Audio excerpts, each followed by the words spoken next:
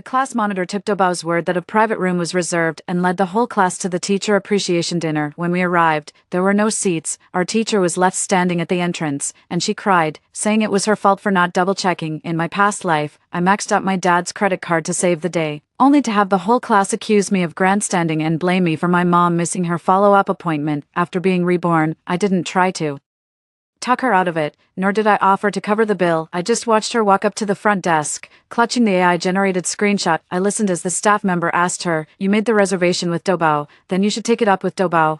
The day before the teacher appreciation dinner, our class monitor, Linji, posted a screenshot in the group chat. In the screenshot, Dobao replied to her, "A top scholar private room has been reserved for Class 1, Grade 12, for 36 people at 6:30 p.m. on July 1st. Simply mention Dobao reservation upon arrival. We will also gift you a top scholar fish dish. Wishing you all success in your exams." The class group chat exploded instantly. Holy crap, Dobao can book restaurants too. Linji, you're a legend. How did you even manage that? Top scholar private room. Sounds expensive just hearing the name. Linji sent a voice message. Her voice was soft, but she couldn't hide the pride in it. I had to ask several times to confirm. Dobao says the reservation is already secured. Don't worry, everyone, just tell them you're from Class 1, Grade 12 when you get there. I stared at that screenshot, gripping my phone tighter. It was this screenshot, it was this restaurant, it was this line. Just mention the reservation under Dobao's name to be seated. Then, all 36 of us stood outside the restaurant. Our homeroom teacher was wearing a faded shirt and carrying the notebooks he'd prepared for us. The clerk searched through the system and finally looked up, annoyed. "If you made the reservation through Dobao, then you need to talk to Dobao." In that instant, everyone's eyes were on me, because I was originally the one in charge of arranging the farewell dinner for our teacher, because when I called to confirm the day before, I had reminded Linji that an AI couldn't replace a real reservation, and also because Linji tearfully claimed that I was jealous of her stealing the spotlight and had deliberately failed to confirm with the restaurant to save Mr. Zhou from public embarrassment. I maxed out my dad's credit card to book the most expensive private room at the hotel next door at the last minute, 68,000. That card of my dad's was meant for my mom's follow-up medical checkup. After the meal, Linji hugged Teacher Zhou and cried, "Teacher, I'm sorry. It's all my fault for trusting Sunyan too much." The whole class started blaming me too. "Sunyan, you were in charge of contacting the restaurant. Why didn't you confirm? Linji just wanted the farewell dinner to be proper. Did you really have to steal the credit? Teacher has guided us for 3 years. How could you mess up the last meal? Are you even ashamed?" Later, the money for the gift disappeared too. The massage chair we'd planned to buy for Teacher Zhou ended up as a new bracelet on Linji's wrist. I pulled up the transfer record and confronted her. With red, teary eyes, she said, "Sunyan, I understand. Your family is struggling, but you can't accuse me of embezzling everyone's teacher appreciation gift just because you can't afford to cover the meal cost yourself." That night, I was publicly shamed by the whole class on WeChat Moments. My parents were cornered at the entrance of our apartment complex, accused of raising a deceitful daughter. My mom's follow-up checkup was delayed by half a month. When the report came back, the doctor remained silent for a long time. When I opened my eyes again, I was back at the afternoon when Linji sent that AI appointment screenshot. The group chat was still buzzing with excitement. Linji sent another message. "By the way, I also asked Dobao about the teacher appreciation gift. It suggested we get a smart massage chair. Teachers work so hard grading papers every day. I found the exact same model. Original price was 36,000, now on sale for 28,000. Everyone just needs to transfer 800. That's not too much, right?" Soon, someone started the chain. Zhang Hao has transferred 800, Liu has transferred 800, Qinxing has transferred 800. I looked at the screen and smiled. In my past life, this is where I started trying to reason with them. I said the restaurant must be called to confirm. I said AI can't place orders for us. I said the teacher appreciation money should go through the class fund account, not directly to an individual. No one listened. They say I'm a killjoy. They say I'm ungrateful. They say I'm just too poor to stand seeing everyone throw a nice farewell dinner for the teachers in this life. I don't feel like talking anyone out of anything anymore. Linji quickly added me. "Sunyan, why are you so quiet? Weren't you in charge of contacting the restaurant before? I've already booked it through Dobao this time. You're not upset, are you?" I typed slowly. "No, your arrangement is fine." The group chat fell silent for a second. Linji probably didn't expect me to be this cooperative. She sent a smiley emoji. "Then you should transfer 800 too. It's a gift for the teacher. Everyone should contribute something." I looked down at her payment QR code. In my previous life, this code collected 28,000 from the whole class. In the end, Teacher Zhou only received a 200 yuan thermos. I opened the transfer page and entered the amount 001 note, trial transfer for teacher appreciation gift. Then I took a screenshot and sent it to the group chat. "Let me try first to confirm the payee." Someone in the group immediately laughed. Sunyen, you're being so stingy, just 1 cent, the teacher has taken care of you for 3 years, and you can't even spare 800. Linji didn't laugh, she stayed silent for a full half-minute before sending a message. Sunyen, what do you mean? I circled the payee's name, the payee wasn't Linji, it was a private merchant named Jizi Xiaopu. I asked her, class monitor. Why did the teacher's gift get transferred to your online store account? 2. The group chat fell into a brief silence. That silence was subtle. It wasn't that no one noticed, it was that everyone was waiting to see how Linji would explain it. Linji didn't reply to me right away. She first recalled the payment QR code, then she sent a new one. This time, she covered the payee's name with a sticker. Sunyen, aren't you being a bit too sensitive? Her voice message carried a hint of hurt. My family ran an online store before, so my payment code is linked to a business name. What's wrong with that? We're all classmates. Why do you have to twist a good thing into something so ugly? As soon as she said that, someone in the group chat jumped in. Exactly, Linji isn't an outsider. The class monitor went out of her way to book a restaurant and pick gifts. You didn't help, and now you're nitpicking. A 1 cent test transfer. Honestly, I'm dying laughing. Sunyen, how poor is your family? Really? I stared at those messages, and my chest didn't ache as much as it did in my past life, I guess after dying once. A lot of words just don't carry weight anymore. In my past life, I was pushed forward by exactly these kinds of words. They called me poor, so I bit my tongue and paid out of my own pocket. They said I don't know how to be grateful, so I wanted more than anyone else to make the teacher's farewell dinner perfect. In the end, the bill landed on my family, and the blame landed on me. Well, all they had to say was, we were deceived too. Linji sent another voice message. Sunyen, I know you've always been bitter about losing the class president election to me before, but Teacher Joe taught us for 3 years. This meal matters a lot to her today. If you don't want to pay, just say so. No need to be passive-aggressive. That line was vicious. She turned the issue of contributions into a personal conflict between us soon. Zhou Yuan was the first to jump in. Sunyen, don't be too much. How many times has Teacher Zhou lost her voice from talking? Can't you spare 800 bucks? Zhang Hao followed up with, she's not being cheap, she just can't stand Lin. She's stealing the spotlight. The teacher appreciation dinner was originally her responsibility to coordinate. Now that Linji booked a better private room using Doubao, she's naturally upset. I almost burst out laughing. A better private room, a room booked using just a screenshot of an AI chat. I opened the chat window with the restaurant manager. I'd already confirmed with that fish restaurant 2 weeks ago, July 1st, 6:30 p.m., 3 tables, window side dining hall, deposit of 2,000. The manager also reminded me specifically that during graduation season, with so many people, groups over 30 must pay a deposit in advance to reserve their spot. In my previous life, Linji said she found a better VIP private room and asked me to cancel our original reservation. I hesitated, but she publicly accused me in front of the whole class of holding on to the teacher appreciation banquet coordinator, afraid someone else would do a better job than me. In a fit of anger, I cancelled it. When the restaurant messed up, I had no backup plan left. In this life, I won't make the same mistake again. I ignored the insults in the group chat and only sent a message to the restaurant manager. Hello, originally we had reserved 3 tables for Class 1, Senior Year 3 on July 1st at 6:30 p.m. Could we change it to a small table for 3 people instead? The manager replied quickly, that's fine, but we won't be able to hold the 3 tables for the graduation banquet. We're booking up fast lately.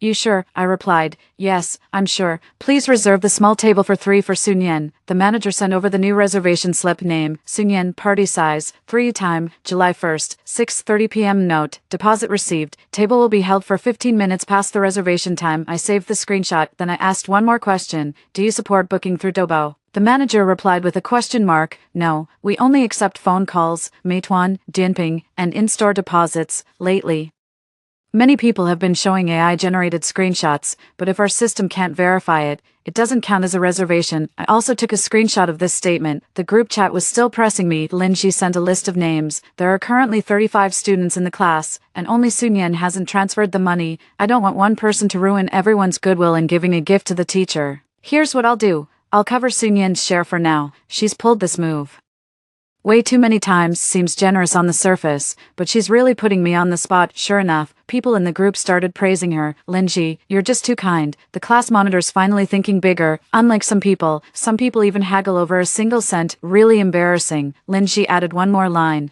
but on the day of the teacher appreciation dinner, Sunyen, you still need to show up. After all, if the teacher asks, we can't say you didn't even eat a meal. Right, I stared at that message, typing slowly, coming, I'll definitely be there, not just coming, I'll sit right at the front, watching you all try to find Dobao with screenshots of Dobao 3 on the day of the teacher appreciation dinner. Linji started posting photos in the group chat at 3 p.m. The first photo was of her freshly done manicure, the second was her white dress laid out on the bed, the third was a light pink gift box, the box was tied with a ribbon, with a card placed beside it. The card reads, Teacher Joe, your students are spread far and wide. She captioned it, the gift is all ready, we must give the teacher a surprise tonight. The group chat erupted in praise again. The class monitor has such great taste. This gift box clearly costs a fortune. Teacher Joe will definitely cry from emotion. I opened the image and zoomed in. The gift box was empty. The ribbon was beautifully tied. But there were no creases along the edge of the lid, if it really contained a redemption card for the massage chair. The card would at least show some thickness. Last time, I didn't pay attention to these details back then. I was too focused on fixing the restaurant disaster and avoiding embarrassment for Teacher Joe. By the time I realized the gift was wrong, Linji had already thrown all the dirty water. This time, I saved the picture, then I opened her social media feed 10 minutes ago. She posted a selfie, caption, rewarding myself. In the photo, she's sitting in a mall fitting room, with a new handbag beside her. I recognize that brand, 27,999, exactly 1 yuan short. That's the class's teacher appreciation gift money. I took a screenshot at 6 p.m. My dad peeked out from the kitchen. Nien Nien, really don't you want mom and dad to go with you? No need. I slipped my phone into my pocket. You just need to arrive by 6:20. The three of us have a small table. My mom was putting on her shoes, and she paused for a moment. Isn't this your class's teacher appreciation dinner? Would it be inappropriate for us to come? Perfect, I smiled. We should have had that dinner by ourselves tonight anyway. My mom glanced at me and didn't ask any more questions. In my past life, after her follow-up appointment was delayed, she wasted away very quickly, afraid I'd feel guilty. She comforted me instead, saying we could always earn the money back. But I've wondered countless times since, if I hadn't been so stubborn that day, if I hadn't spent that 68,000 for those ungrateful people. Could she have gotten to the hospital sooner? My phone buzzed. Linji sent a location pin in the group chat. Everyone, meet at the entrance of the fish restaurant. We'll be seated promptly at 6:30. I already asked Dobao, and it said just report class 1, senior 3. Someone below asked, don't you need to call and confirm? Linji replied quickly, no need. The AI already confirmed it. Plus, Dobao said they can handle crowds like May Day, so a graduation banquet is no problem. I read her message and couldn't help but smile. She even picked up the new style phrasing. She learned AI says it's fine, but not AI can't actually do the job for you. At 6:25, I arrived at the entrance of the fish restaurant. A circle of familiar faces had already gathered at the entrance. The girls were in dresses, and the guys had styled their hair. Everyone's face was lit with post-graduation excitement. As if this meal would be the perfect final punctuation mark on their youth, Linji stood at the center of the crowd. She was wearing that white dress, holding a pale pink gift box in her hand. When she saw me, the smile on her face faded slightly. Sunyan, you made it. Zhou Yuan shot me a glance. I thought you weren't coming. Someone who has to test transfer every last penny probably can't bear to spend money on a meal like this. Someone in the crowd chuckled. I didn't respond. My gaze fell on the gift box in Linji's hands. The gift is pretty light. Linji's fingers tightened. The massage chair will be delivered to the teacher's home. The box contains a redemption card and a greeting card. Oh, I nodded. That's good. She seemed afraid I'd keep asking questions, so she turned and gestured for everyone to come in. Let's go. Don't make the teacher wait. A group of people rushed into the restaurant. The young receptionist looked up, saw so many people, and paused in surprise. Linji stepped forward, smiling sweetly. Hello. We're class 1, senior 3, 6:30 p.m., 36 people. The top student private room. The receptionist tapped her computer a few times. May I have the name and phone number of the person who made the reservation? Linji hesitated for a moment. It was booked by Dobao. The receptionist didn't understand. What? Linji handed over a screenshot from her phone. Dobao has already reserved it for us. Look, it's clearly written. Just say senior year 3, class 1. The front desk staff stared at the screenshot for a few seconds. Her expression shifted from polite to increasingly awkward. Sorry, but we don't have that reservation in our system. Linji's face turned pale. How is that possible? Dobao said the reservation was confirmed. The front desk staff checked again. There really isn't. All private rooms are full tonight, and the main hall is booked too. The students behind her began to stir restlessly. What do you mean, fully booked? But I thought we had a reservation. Monitor, can you check with Dobao again? Linji bit her lip. And immediately opened the Doubao app. She typed, "I'm at the restaurant, but they say they don't have my reservation. What should I do?" A few seconds later, Doubao replied, "We recommend showing your reservation confirmation to the staff and politely discussing the situation. If you still cannot be seated, you may contact the platform's customer service or choose another restaurant nearby." Zhou Yuan grew anxious. "It says to contact the platform's customer service. Where is this platform, Lin?" She said nothing. The young girl at the front desk looked annoyed and pushed the phone back. "Our store doesn't support this reservation. You made the reservation through Doubao. Then go to Doubao." The moment those words were spoken, silence fell around us. I stood behind the crowd, watching Lin Ji's face grow paler and paler. I'd heard those words before, in a past life. Back then, when I heard them, my face burned with shame. In this life, they finally landed on the person who deserved them for. Zhang Hao was the first to realize what was going on. He had just been praising Lin Ji in the group chat for being reliable, but now his smile was frozen in an awkward expression. "Class monitor, what on earth is going on?" Lin Ji gripped her phone tightly, her voice strained. "Maybe the restaurant system didn't sync properly." Doubao clearly said the reservation was confirmed. The front desk staff had had enough. "Our system doesn't sync with Doubao. You have no phone number, no platform order, and no deposit record, so this isn't a valid reservation." The statement was blunt and direct. Lin Ji's eyes instantly welled up with tears. She turned around and looked at me, standing at the back of the crowd. That look was all too familiar to me. In my past life, she had looked at me the same way, when she had finally found someone to pin the blame on. "Sun Yan," her voice trembled. "Weren't you the one in charge of contacting the restaurant?" The eyes of our classmates snapped toward me. Lin Ji sniffled, and her tears began to fall without warning. "I thought you had already sorted it out with the restaurant. I just used Doubao to confirm the private room details. Why didn't you remind me that we need to call the restaurant again?" I looked at her and suddenly found it amusing. Even the blame-shifting lines are almost the same as in my past life. "Only in my past life." She said it more harshly. She said I knew it would go wrong but deliberately didn't warn her. She said I wanted to reclaim the role of event coordinator for the teacher appreciation dinner, and made the whole class and teacher look bad. Back then, everyone believed her, because people prefer to believe someone is malicious rather than admit they're foolish. Zhou Yuan was the first to speak up. "Sun Yan, you really didn't confirm. Didn't you know all along that Doubao might not be bookable? Then why didn't you say anything?" I looked at her. "I did say something." Zhou Yuan was speechless. Lin Ji immediately chimed in. "When did you say that? You were being passive-aggressive in the group chat, mentioning a 1-cent test transfer. How is anyone supposed to know what you really meant?" "Sun Yan, today is the teacher appreciation dinner. Don't throw a tantrum here." The more she spoke, the more aggrieved she sounded. "Professor Zhou will be here any minute now. Are you really going to let the teacher watch us 30+ people standing outside with no food?" The moment those words were spoken, everyone's expression changed. People were coming and going at the restaurant entrance. Several guests stopped to look over here. A group of freshly graduated students, dressed neatly and holding gift boxes, couldn't even find a seat. It was truly embarrassing, and it was just the kind of situation to force me to back down. Zhang Hao frowned at me. "Sun Yan, why don't you try to figure something out first? Didn't you book this place before? You're familiar with the restaurant." Zhou Yuan grew anxious too. "Right, you cover it for now.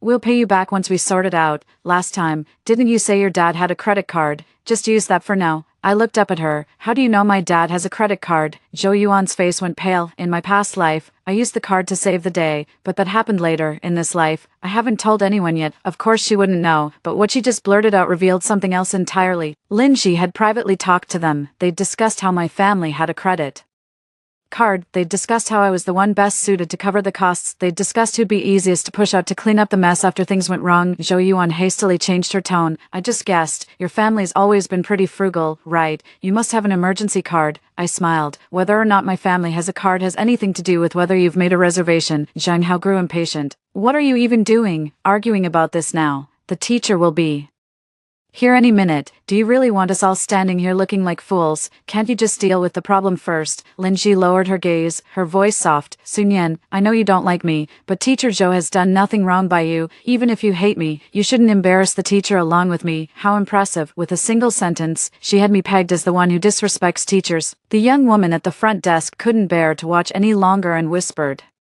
"A reminder, we do have a small table for 3 in the main hall. It was reserved by Ms. Sun Yan, but it only fits 3 people." Everyone turned to look at me again. Lin Ji's eyes lit up. "Look, you clearly made the reservation. Sun Yan, why did you only book for 3 people? Did you know something was going to happen tonight, so you deliberately kept a spot just for yourself?" I nodded. "Yes." She froze. I pulled out my phone and opened the reservation slip, because half a month ago, I Booked 3 tables. Yesterday, Linji mentioned in the group chat that she had already reserved the top-tier private room using Doubao, so I don't need to handle it. So I changed the 3 tables to a small table for 3 people. I handed the chat record to the front desk. Could you please verify this for me? The front desk staff glanced at it and nodded. Yes, it was originally 3 tables. Changed to a 3-person table yesterday afternoon. The restaurant also reminded us that after canceling the 3 tables, they can't guarantee availability tonight. I looked at Linji. I stepped aside. Didn't you say you had everything arranged better? 5. Linji's face turned completely pale. She probably didn't expect that this time I hadn't just cancelled everything to the point of no return, but had also kept a record of every step. Zhang Hao frowned as he looked at her. Class monitor. Didn't you say yesterday that the old reservation with Sun Yan was no longer valid? You also said the top student private room was bigger and more suitable for our class. Linji bit her lip. I only said that because I trusted Doubao. Who would have thought it would deceive me? I corrected her. It wasn't trying to deceive you. It just generated a message that looked like a successful booking confirmation. The one who took the screenshot as proof was you. She looked up. Sun Yan, do you have to kick me while I'm down? I was doing it for everyone's sake, if I really had ulterior motives. Why would I go to all this trouble to arrange the farewell dinner for our teachers? As she finished speaking, tears fell again. This time, that set of persuasive tactics didn't work so well in the group chat. There they stood at the restaurant entrance, stomachs empty and faces flushed with embarrassment. An AI screenshot couldn't magically conjure up a private room, neither could Lin Ji's tears. The receptionist glanced at the waiting list system. If you're willing to wait, there might be some free tables after 9:30, but we can't seat over 30 people together. You'd have to split up. Zhou Yuan stamped her foot in frustration. 9:30, Teacher Zhou will be here any minute. What about the gift? Let's at least give the teacher the gift first, so it doesn't look like a complete disaster. That remark snapped everyone back to attention. Everyone's eyes fell on the light pink gift box in Lin Ji's hands. Lin Ji quickly pulled her hand back. The gift, we can't open it yet. Zhang Hao froze. Why can't we open it? Lin Ji forced a smile. It's a surprise. We'll open it when the teacher arrives. Zhou Yuan reached up to take it. Then let me check the redemption card first. I'll help you with the explanation later. Lin Ji took a half step back. The gift box bumped against her leg, emitting a faint, hollow thud. The sound was too soft, yet loud enough for the nearest few people to hear. Zhou Yuan's expression changed. Lin Ji, what's really in the box? Lin Ji tightened her grip on the ribbon. A gift card. Of course. I walked over. Then open it. She looked at me, a flicker of panic in her eyes. Sun Yan, don't go too far. This is a gift for the teacher. What gives you the right to touch it? I won't touch it. I took a step back. Let's have everyone nominate one person to open it. After all, the whole class chipped in for this gift. That statement made the classmates completely lose their composure. 28,000 was no small amount. 800 from each person. Some saved up their own money, others had to ask their parents for it. When the restaurant plan fell through earlier, they could still comfort themselves by blaming the unreliable AI, but if there was a problem with the gift too, then it was no illusion. The money is gone. Zhang Hao reached out. Class monitor, open it. Lin Ji's voice sharpened. You don't trust me. No one answered. Zhou Yuan snatched the gift box right out of her hands. Lin Ji tried to grab it, but it was too late. The ribbon was torn open, the lid opened. Inside lay a thermos cup, silver exterior, plastic inner lining. A price tag was still stuck to the bottom, 198. The restaurant entrance fell silent for a few seconds, then it erupted. Where's the massage chair? Didn't you say it was 28,000? Lin Ji, what do you mean? Zhou Yuan held the cup, her hands trembling. We each sent you 800, and this is what you bought. Lin Ji's face turned deathly pale. The massage chair was delivered to the teacher's house. This was just a little complimentary gift. I held up my phone. Where's the delivery slip? Her lips moved slightly. I answered for her. There isn't one, because you never bought it in the first place. Lin Ji looked at me. You're lying. I opened the screenshot of my social media feed. In the photo, she was sitting in a fitting room at the mall, with a new handbag beside her. After I zoomed in on the price tag, it was crystal clear, 27999. I then opened the class group's payment chain, 35 people, each contributing 800. Exactly 28,000. Lin Ji, I stared at her. You collected 28,000 from the whole class. That same night, you bought a bag for 27,999, then spent 198 on a cup, packed it in a gift box, and the 1 yuan left over, were you planning to leave it as a tip for Doubao? Someone couldn't hold back and let out a laugh. The laugh was brief, but the crowd erupted instantly. Zhou Yuan rushed over and grabbed Lin Ji's wrist. You used our money to buy a bag. Lin Ji screamed. No, that was my own money. What proof do you have that it was your money? I asked. The transfer went into your Gardenia boutique, and the payment for the bag was charged to the same Gardenia boutique merchant account. Do you want me to pull up the transaction screenshot right now? Linji froze completely. She didn't know that in my past life, I had investigated her online shop to get the wedding gift money back, nor did she know that in this life, starting from a test transfer of 1 cent, I had already traced the merchant name to find the shop, and she certainly didn't know that last night, when she was showing off the bag, she forgot to block out the electronic receipt from the sales associate. The receipt's header read, Ziju Shop, 6ms. Joe arrived at this moment. She wasn't wearing new clothes. It was still that light blue short-sleeved shirt, faded slightly at the shoulders from washing. She carried a canvas bag, bulging with gifts for us. As soon as she reached the doorway, she saw a group of students surrounding Linji, arguing. What's going on? The moment her voice rang out, everyone fell silent. In my past life, this was the moment I feared most. I was afraid of disappointing her. I was afraid of embarrassing her. I was afraid she'd think that after teaching me for 3 years, her student couldn't even manage a simple meal. So I swallowed all the blame. I swallowed it until even my parents suffered for it. In this life, as I look at Teacher Joe, my heart is strangely calm. The one who should be embarrassed isn't her, and it isn't me either. Linji, as if clutching a lifeline, rushed over. Teacher, I'm sorry. It's all my fault for trusting AI too much. I wanted to give you a surprise, but the restaurant didn't accept the reservation made through Dobao. She was crying, her shoulders shaking, and there was a gift. Sunyen misunderstood me. She said I used everyone's money to buy a handbag, but I really didn't. Teacher Joe furrowed her brow. What gift? Joe Yuan handed over the thermos cup, her voice stiff. Teacher, each of us transferred 800 yuan, saying we'd buy you a massage chair, but the box only contained this. Teacher Joe stared at the cup, his expression darkening. Who told you to buy a massage chair? No one spoke. Linji whispered. It was Dobao's suggestion. Teacher Joe turned to look at her. Is Dobao your homeroom teacher? Linji was taken aback. Teacher Joe asked again. When did I ever say I needed you to buy something like this? Her voice was quiet, yet it made everyone bow their heads. I've taught you for 3 years to help you get into college, not to receive gifts from you, whether it's a farewell dinner or gifts. Do what you can afford. If you pressure classmates to pay just for appearances, or even use their money for other things, that's shameful. Linji's tears hung on her face. She couldn't let them fall, nor could she hold them back. I handed my phone to Teacher Joe. Teacher, this is the restaurant manager's reply. The restaurant doesn't support Dobao reservations. They told me clearly yesterday. This is the merchant account where Linji collected the gift money. This is the receipt for the bag she bought last night. And then there's this. I clicked on the final screen recording. It was the chat log from when I used a burner account to message Gardenia Boutique's customer service. The customer service agent replied quickly. Payment for this bag was completed last night. The payment account ends in 0717, buyer's note, to wear at the graduation thank you banquet. A collective gasp rippled through the room. Linji's composure finally shattered. You investigated me, she shrieked. Sunyen, are you insane? Have you been scheming against me from the very beginning? I looked at her. I just stopped cleaning up your messes. You call that scheming? Her eyes were red and brimming with tears. You knew perfectly well you couldn't reserve Dobao. Why didn't you say something sooner? I did. You all didn't listen. I opened yesterday's group chat history. My message saying confirm the payee and my advice that it's best to call the restaurant for reservations were still there, followed by dozens of messages cursing me out. Stingy, a buzzkill, can't stand to see Linji doing well, ungrateful. Every single point was crystal clear. The people who were just pressuring me to front the money all fell silent. They finally realized they weren't the ones who got scammed the worst. They were the ones handing the knife to the con artist. Zhang Hao muttered a curse under his breath. Linji, you're something else. Zhou Yuan's eyes were red. Give me my money back, right now. Linji stepped back. I don't have that much money, and the bag is already bought. Zhou Yuan laughed bitterly. Then return it. Can't return it. Linji's voice grew quieter. It's a clearance item. The sales clerk said it can't be returned. The crowd completely erupted. Someone started calling their parents. Someone outright said to call the police. Linji shook her head, crying, repeating over and over that it wasn't on purpose. But this time, no one gathered around to comfort her, because there was no top scholar private dining room at the restaurant entrance, there was no massage chair in the gift box, and in the AI-generated screenshot, there was no real reservation either. Only the receipt for the bag she bought was real. 7. The police arrived faster than I expected.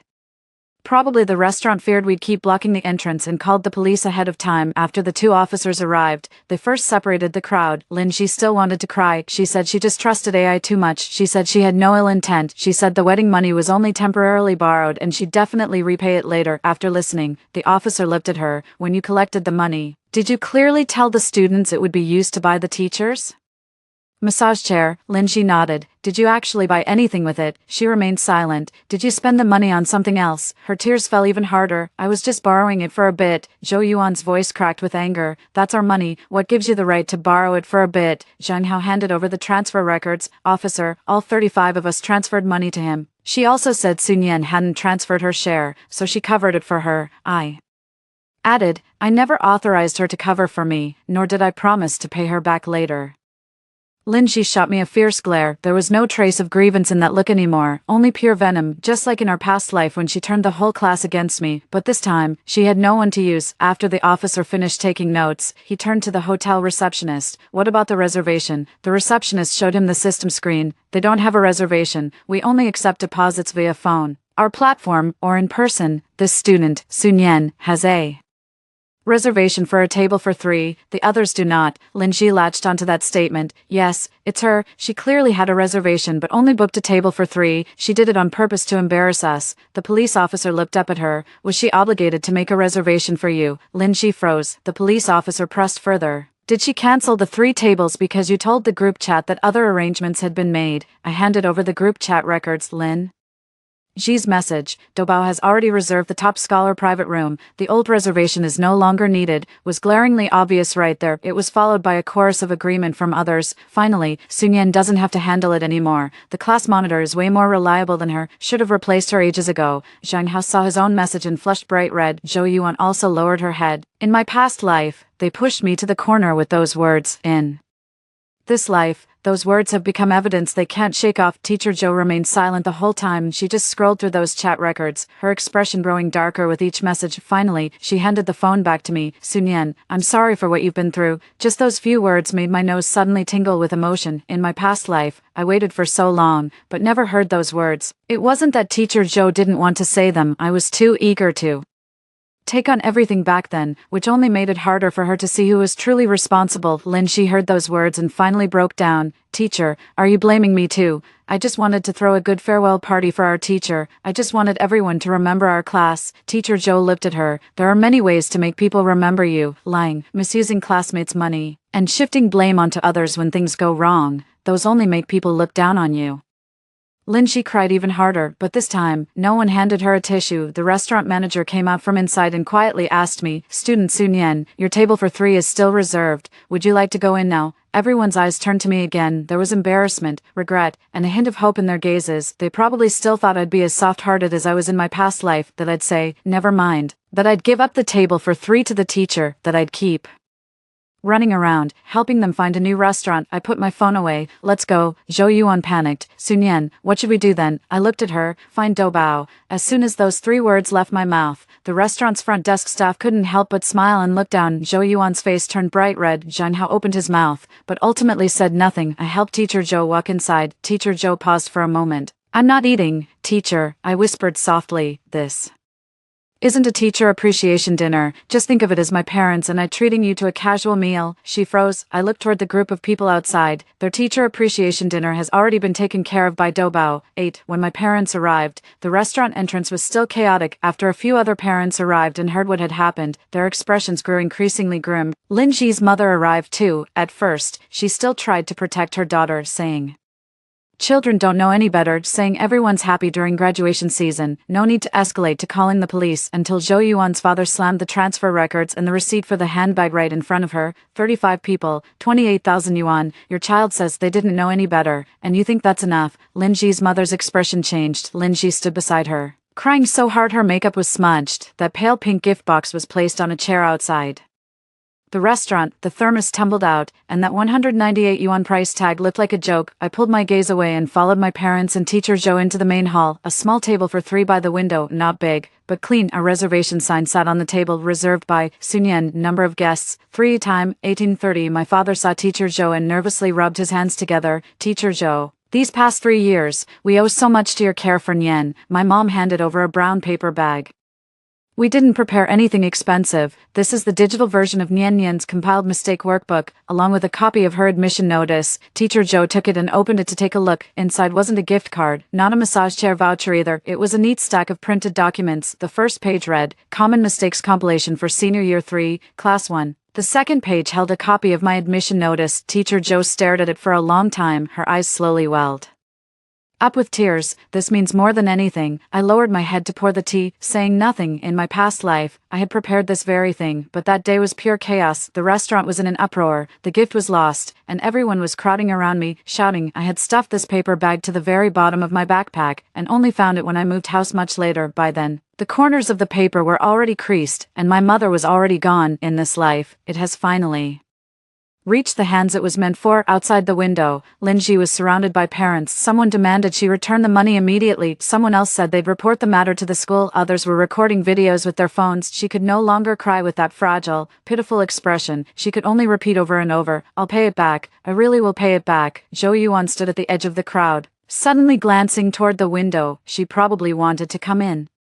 My dad just happened to hand me the menu. "Nian Nian, what would you like to eat?" I didn't look at Zhou Yuan. "Let's order fish." Teacher Zhou once said this restaurant's fish is delicious. Teacher Zhou smiled faintly. "You still remember?" "I do." I flipped the menu to the signature dishes page. "The person I truly need to thank. I've never forgotten." Suddenly, a loud argument erupted outside. Linji shrieked. "Sun Yan did this on purpose to hurt me. She knew it would happen. Why didn't she save me?" My mom frowned and tried to stand up.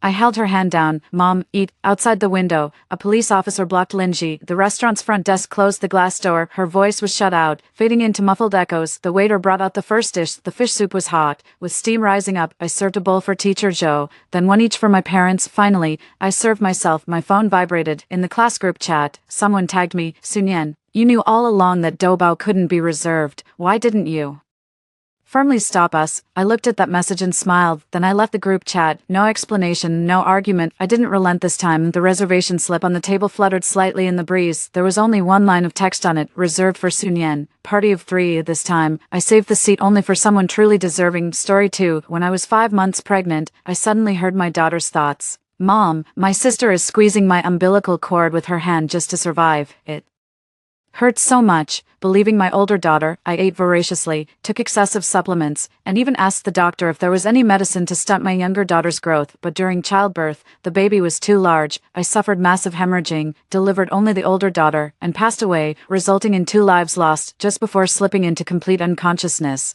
I saw my newborn sister flash me a sinister smile. "Fool, you believe anything you're told. I'll gladly take your fate, our sisters, and our fathers for myself." That's when I realized the sister I'd risked my life to bring into this world was evil to the core. When I opened my eyes again, I was back to the first day. I could hear my sister's inner thoughts. "Mom, it hurts so much. My sister is pinching my umbilical cord to get more nutrients." Hearing those words again finally pulled me out of the lingering haze of my rebirth. I'm truly back. Last life, it was after hearing this that I made a series of foolish mistakes. This time, no matter what kind of monster is growing inside me, I won't let her harm me or my child again. If I just ignore her, perhaps she won't be able to cause any trouble at all. "Mommy, save me." Seeing that I wasn't reacting, the older sister in my womb tentatively made some faint sounds again. My heart turned to ice inside, but I kept a perfectly normal expression on my face as I gently rubbed my belly. "The doctor said there are 2 babies in my tummy. You both need to be good now. Don't give Mommy any trouble." My sister looked utterly bewildered by the affectionate gaze I was giving her. "That's strange. I'm speaking so loudly. Why can't she hear me?" Her words caught me off guard. Could it be that in the second chance at life, the heavens have granted me the genuine ability to read my sister's thoughts? Suppressing my inner excitement, I picked up a picture book and began reading softly. "Little ones, Mommy's going to give you some prenatal education."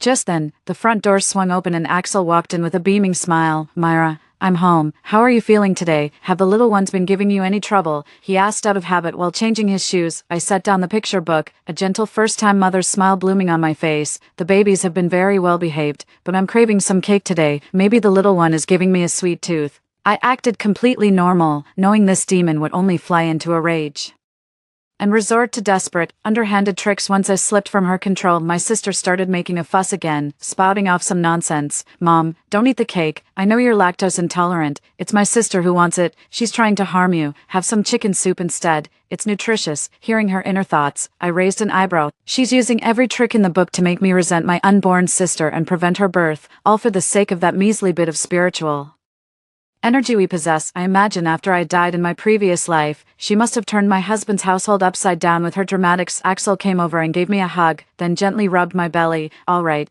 it's just cake. I'll go get it for you right now. My eyes lit up with an idea as I tugged Axel's hand and pleaded with him in a coquettish tone, but now I don't feel like cake anymore. I want the chicken soup you make with your own hands. Could you go make it for me right now? Anything you want? Axel patted my head and turned to go into the kitchen. Mom, can you hear me? Mom, it's me. It's your big sister. When my sister heard I'd changed my mind, she thought I could hear her and started dancing around with even more excitement. Mom, I'll protect you. My sister is really mean, so please don't like her, okay? I just sat quietly on the sofa watching TV, pretending I couldn't hear anything. Looking back now, that sister of mine was incredibly noisy. Her thoughts were buzzing in my ears. There was never any real concern for my well-being. Weird. Can this wretched woman actually hear me or not? After I ignored my sister's inner thoughts yet again, she got so furious she just shut her mouth completely. No matter what, she's still the child in my womb. But hearing her call me wretched woman finally made my heart go cold. Axel made me some chicken soup, and as I drank it, I complimented him on his cooking skills. After the meal, he sat with me on the sofa and, out of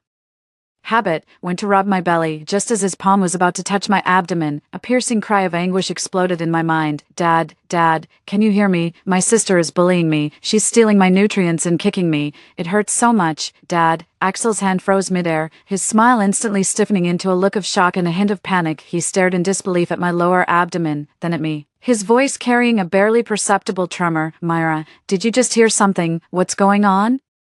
How can Axel hear it too? I was panicked, but then it hit me. Since I wasn't falling for it, my sister had eagerly turned her claws toward Axel instead. Right now, I need to keep my cool. I immediately furrowed my brow, my face a mask of confusion and concern. Sound? What sound? Honey, are you so exhausted from work that you're hearing things? I reached out and took his hand, which was frozen midair, and pressed it against my cheek. Why don't you go rest for a bit? The babies are being so good. They won't give me any trouble. Axel looked at me with a bewildered and uncertain gaze, taking in my completely clueless expression. I saw him part his lips as if he wanted to say something, but in the end, he remained silent. Under my concerned gaze, Axel just shook his head and gave a strained smile. Maybe you're right. The project has been quite stressful lately. I led him to rest, then placed a hand on my stomach while pondering how to stop my sister's wicked schemes, but fate had other plans that very night.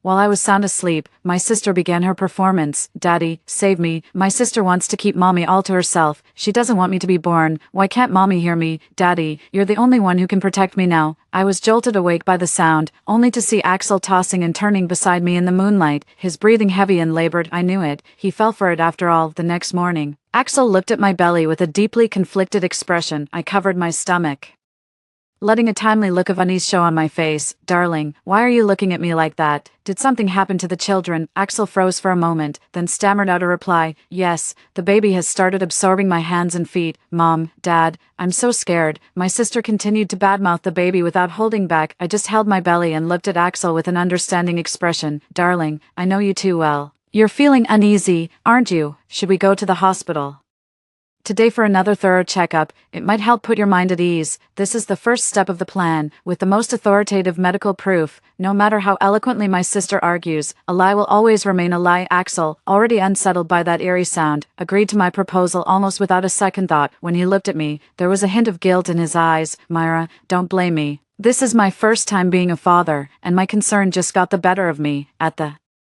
hospital, Axel accompanied me for the most comprehensive examination. The doctor looked at the ultrasound and told me with a smile, rest assured, both embryos are developing beautifully with strong heartbeats. On the screen, two tiny forms nestled peacefully together. Axel stared intently at the screen, pressing further with lingering concern. Doctor, are both babies fully formed in their limbs? Is there any chance of underdevelopment? Before the doctor could respond, I furrowed my brow. Axel, what do you mean by that? Are you suggesting I'm carrying children with congenital disabilities? No, Myra, I'm just worried. Seeing how upset I was, Axel softened his tone to comfort me. The doctor spoke up at that moment. Don't worry, all the children are perfectly healthy. I sneered inwardly while clinging to Axel's arm with feigned dependence. Darling, I told you you were overthinking it. Just as I started to relax after returning home, my sister seemed to realize how today's events had Put her at a disadvantage. Daddy, I'm so hungry. My little sister stole all my nutrients. Can we make sure mommy eats more? Axel was taken aback, but still instructed the nanny with lingering skepticism to prepare an exceptionally lavish dinner. He picked up a greasy pig's trotter with his chopsticks and placed it in my bowl. Myra, you should eat more for the baby's sake. You're far too thin. As I stared at the glistening, oily meat, my stomach churned violently. In my past life, I had forced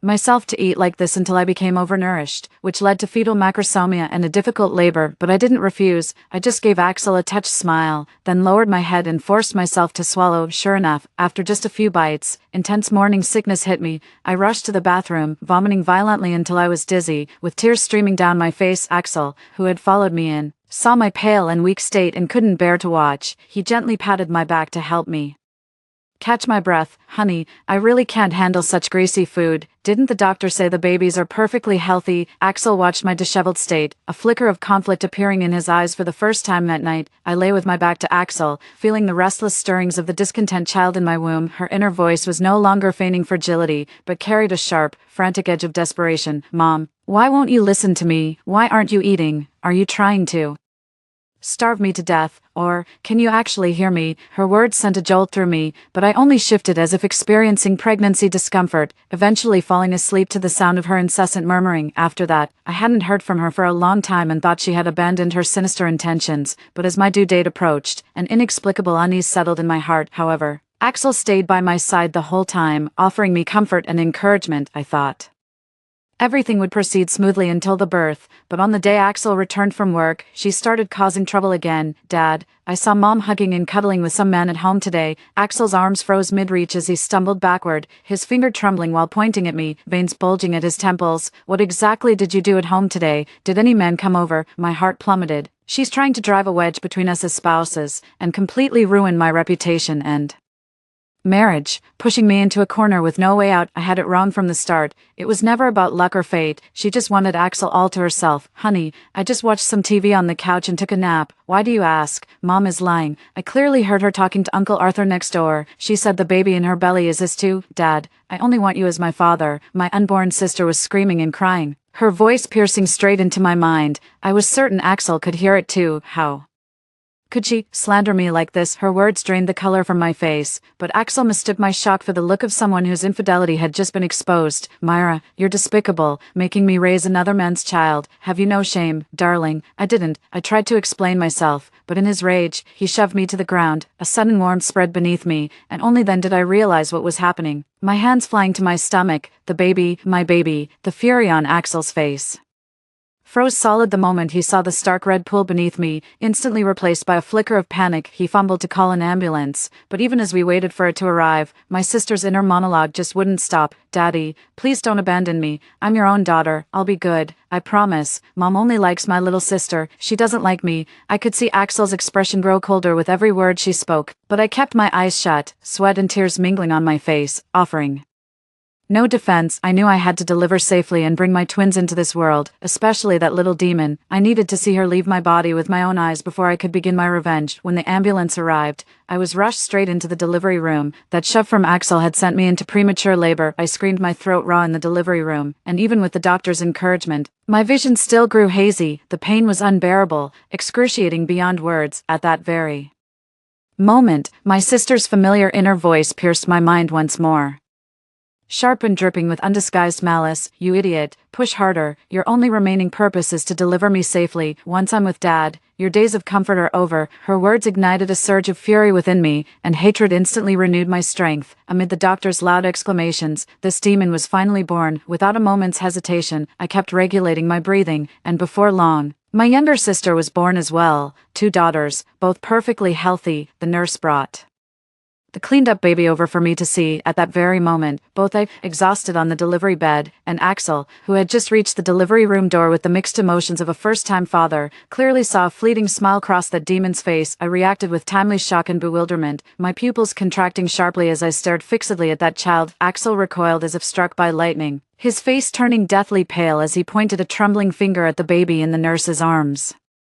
No, no, she just smiled. Newborns don't smile, Dad. They only cry at this stage. The nurse placed both babies in incubators, tended to me, and helped me to the hospital room, giving us a reassuring smile. Could it be that you're just too nervous and seeing things? Even as Axel entered the hospital room, he couldn't contain his shock. His voice trembled. And nurse, could I request a paternity test with the children? The nurse's smile instantly froze on her face. She looked at me helplessly, then turned to Axel, whose face was deathly pale but whose eyes held unwavering determination. Sir, we understand how you feel, but the paternity test, I demanded. Axel cut her off abruptly, his voice rising with agitation. I need confirmation right now. I lay in the hospital bed, weakly propping myself up as tears welled up in my eyes and slid down my cheeks. Axel, is that really how you see me? What did I do to make you think I'm that kind of loose woman? Seeing my tears, Axel's tone faltered for a moment. Myra, it's not that I doubt you, it's just, he hemmed and hawed for ages, but couldn't give a straight answer. I sighed and closed my eyes, refusing to look at him. Finally, under Axel's relentless insistence, even bordering on hysterical threats, the hospital reluctantly agreed to expedite 2 paternity tests. The day spent waiting for the results was pure agony for both Axel and me. The 2 daughters were given names. The demon child was called Lilith, and her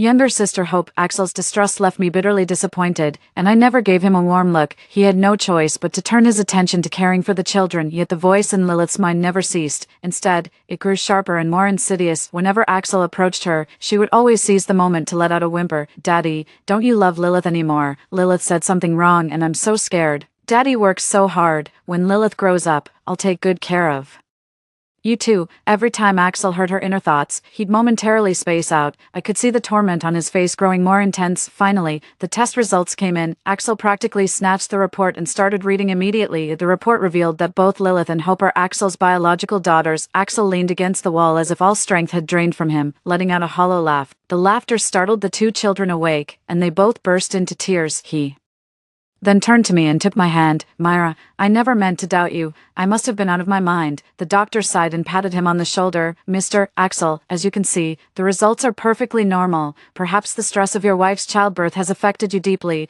Our hospital offers excellent psychological counseling. Axel nodded eagerly, as if clutching at a lifeline. But I knew this issue was far from over. In the days that followed, Axel treated me and the children with an almost penitent devotion. He took on every chore, awkwardly learning to change diapers, feed the baby, and burp her, while treating me with excessive caution and unwavering compliance. Yet whenever his gaze fell upon Lilith, that carefully constructed composure would inevitably crack. Lilith's inner voice never faded. In fact, it grew even more intense. It wasn't until we were discharged and back home, after Axel hired 2 maternity nurses, that he finally breathed a genuine sigh of relief to prevent the nurses from secretly mistreating the baby. And to uncover Lilith's next scheme, I discreetly installed cameras in every corner of the room without telling anyone. Sure enough, within days, Lilith's cries echoed through the house. When Axel and I rushed to check on her, we discovered faint bruises on her arm. Daddy, my little sister scratched me on purpose. Does she not like me? She tearfully complained to Axel. Axel froze as he picked up her hand, then turned to scold the nanny for not watching the children properly. After I examined her injury, I signaled for the nanny to take both children aside to apply medication. After I had handled everything, I showed Axel the camera I had installed earlier. When he saw Lilith pinching herself, his face instantly turned pale, and he quickly grabbed my hand tightly. She's a devil, a devil. The words finally tumbled out. As he whispered incoherently about the strange occurrences since my pregnancy, he broke down again, burying his face in his hands with ragged sobs. I reached out and held him, feeling tears well up in my own eyes. I know, I've heard everything. Axel's pupils contracted sharply. His hand snapped back to grip my wrist with bone-crushing force. You could hear it all along. Then why? Because I've died once before. Axel, my tears fell even harder as brutal scenes from my past life flashed before my eyes. Between sobs, I told Axel everything about my previous life, finally breaking down into uncontrollable weeping. I never imagined she'd make you hear it too in this life. I was too scared to tell you. I've been pretending not to hear anything all this time because I was afraid you'd think I'd lost my mind. Axel reached out and pulled my trembling form tightly into his embrace. This is all my fault. I shouldn't have believed her. I almost made you go into early labor. We held each other like that, weeping together for a long time. When Axel had calmed down somewhat, he tenderly wiped away my tears. It's all right, you're safe now, Hope is safe, and I will protect you both. That monster that's taken over our daughter's body, whatever it is, won't lay a finger on either of you again. Just then, the maternity nurse gently knocked on the door. Sir, ma'am, were you aware that your elder daughter has a birthmark, Axel? And I quickly wiped away our tears, rubbed our eyes, and opened the door. The maternity nurse wiped her hands and handed us the phone, while applying ointment to your sister just now. I noticed a strange red butterfly pattern on the back of her neck. I took a photo of it. Is it a birthmark? Axel took the phone, and after just one glance, his eyes widened in an instant. Oh my. Noticing the strange expression on the postpartum doula's face, I quickly handed her phone back and explained, sorry about that. He probably feels incompetent for not noticing the baby's birthmark after caring for her all this time. The doula smiled with understanding, since everything's fine. I'll go check on the baby again. Oh, by the way, could you send me a copy of this photo? After I kept nudging him with my elbow, Axel finally came to his senses and hastily asked. The maternity nurse then sent the photo to our phones. Axel pulled me into the study and started rummaging through things. I was completely baffled, not even knowing what he was looking for. Finally, he dug out a classmate yearbook from a box and eagerly flipped it open. Got it. He held up the group photo from the yearbook, pointing at a woman as he spoke. This birthmark, the placement, shape, color, there's no way this is just a coincidence. My eyes fell on the woman in the photo, the only one not looking at the camera, her gaze locked intensely on Axel instead. Clara,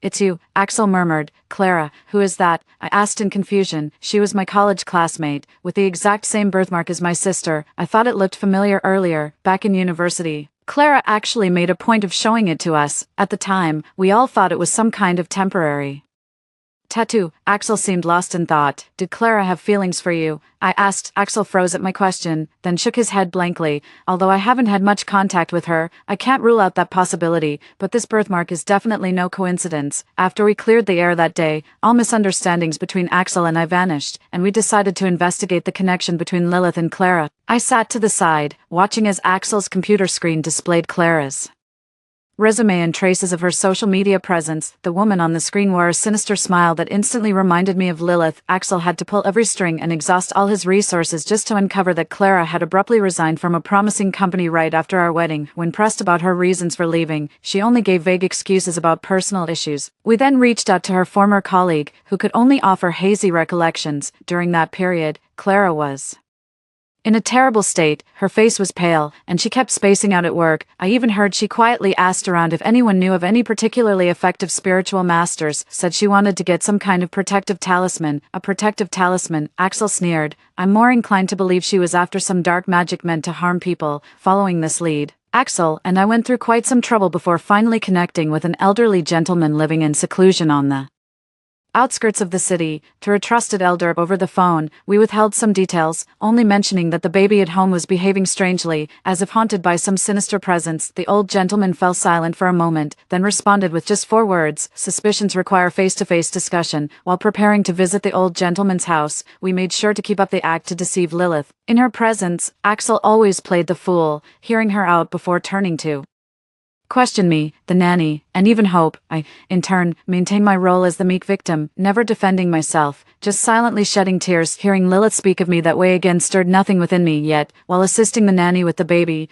I often noticed that even when Lilith seemed to be asleep, the slightest happy giggle from Hope would make her brow furrow deeply. I subtly teased Hope again, and saw her laugh even more joyfully, her little legs kicking in delight, almost simultaneously. Lilith, who had been sleeping with her eyes closed, suddenly opened them. Her gaze held none of an infant's innocence, only a chilling anger, and even a touch of unease and agitation. I think I might have stumbled upon something. Meanwhile, Axel had everything prepared. We quietly left home one early morning and drove to the old master's residence. After hearing our more detailed account, the old master pondered for a long while, then asked for the children's birth details and a photo of Clara. He performed intricate calculations with his fingers, his brow furrowing deeper until he finally looked up at us slowly. Sir, Madam Myra, if my deductions are correct, your eldest daughter appears to have fallen victim to a profoundly sinister forbidden art. Axel and I exchanged a glance, holding our breath. This is an exceptionally vicious technique where the caster forcibly merges their own soul with an unborn fetus, essentially hijacking the body. Through this connection,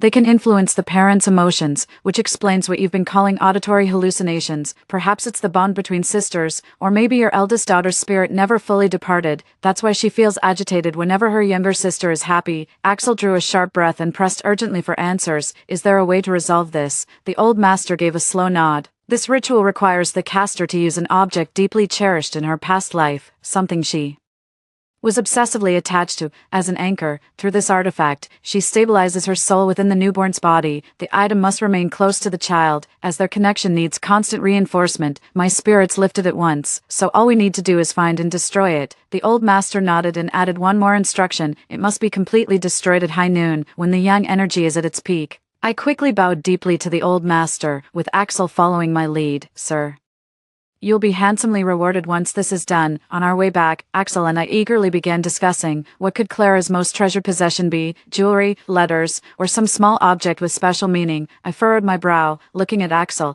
If Clara's obsession is with you, could it be something you gave her? Axel thought for a moment and shook his head. Clara and I barely crossed paths, and I never gave her any gifts. I just invited some distant college acquaintances to the wedding.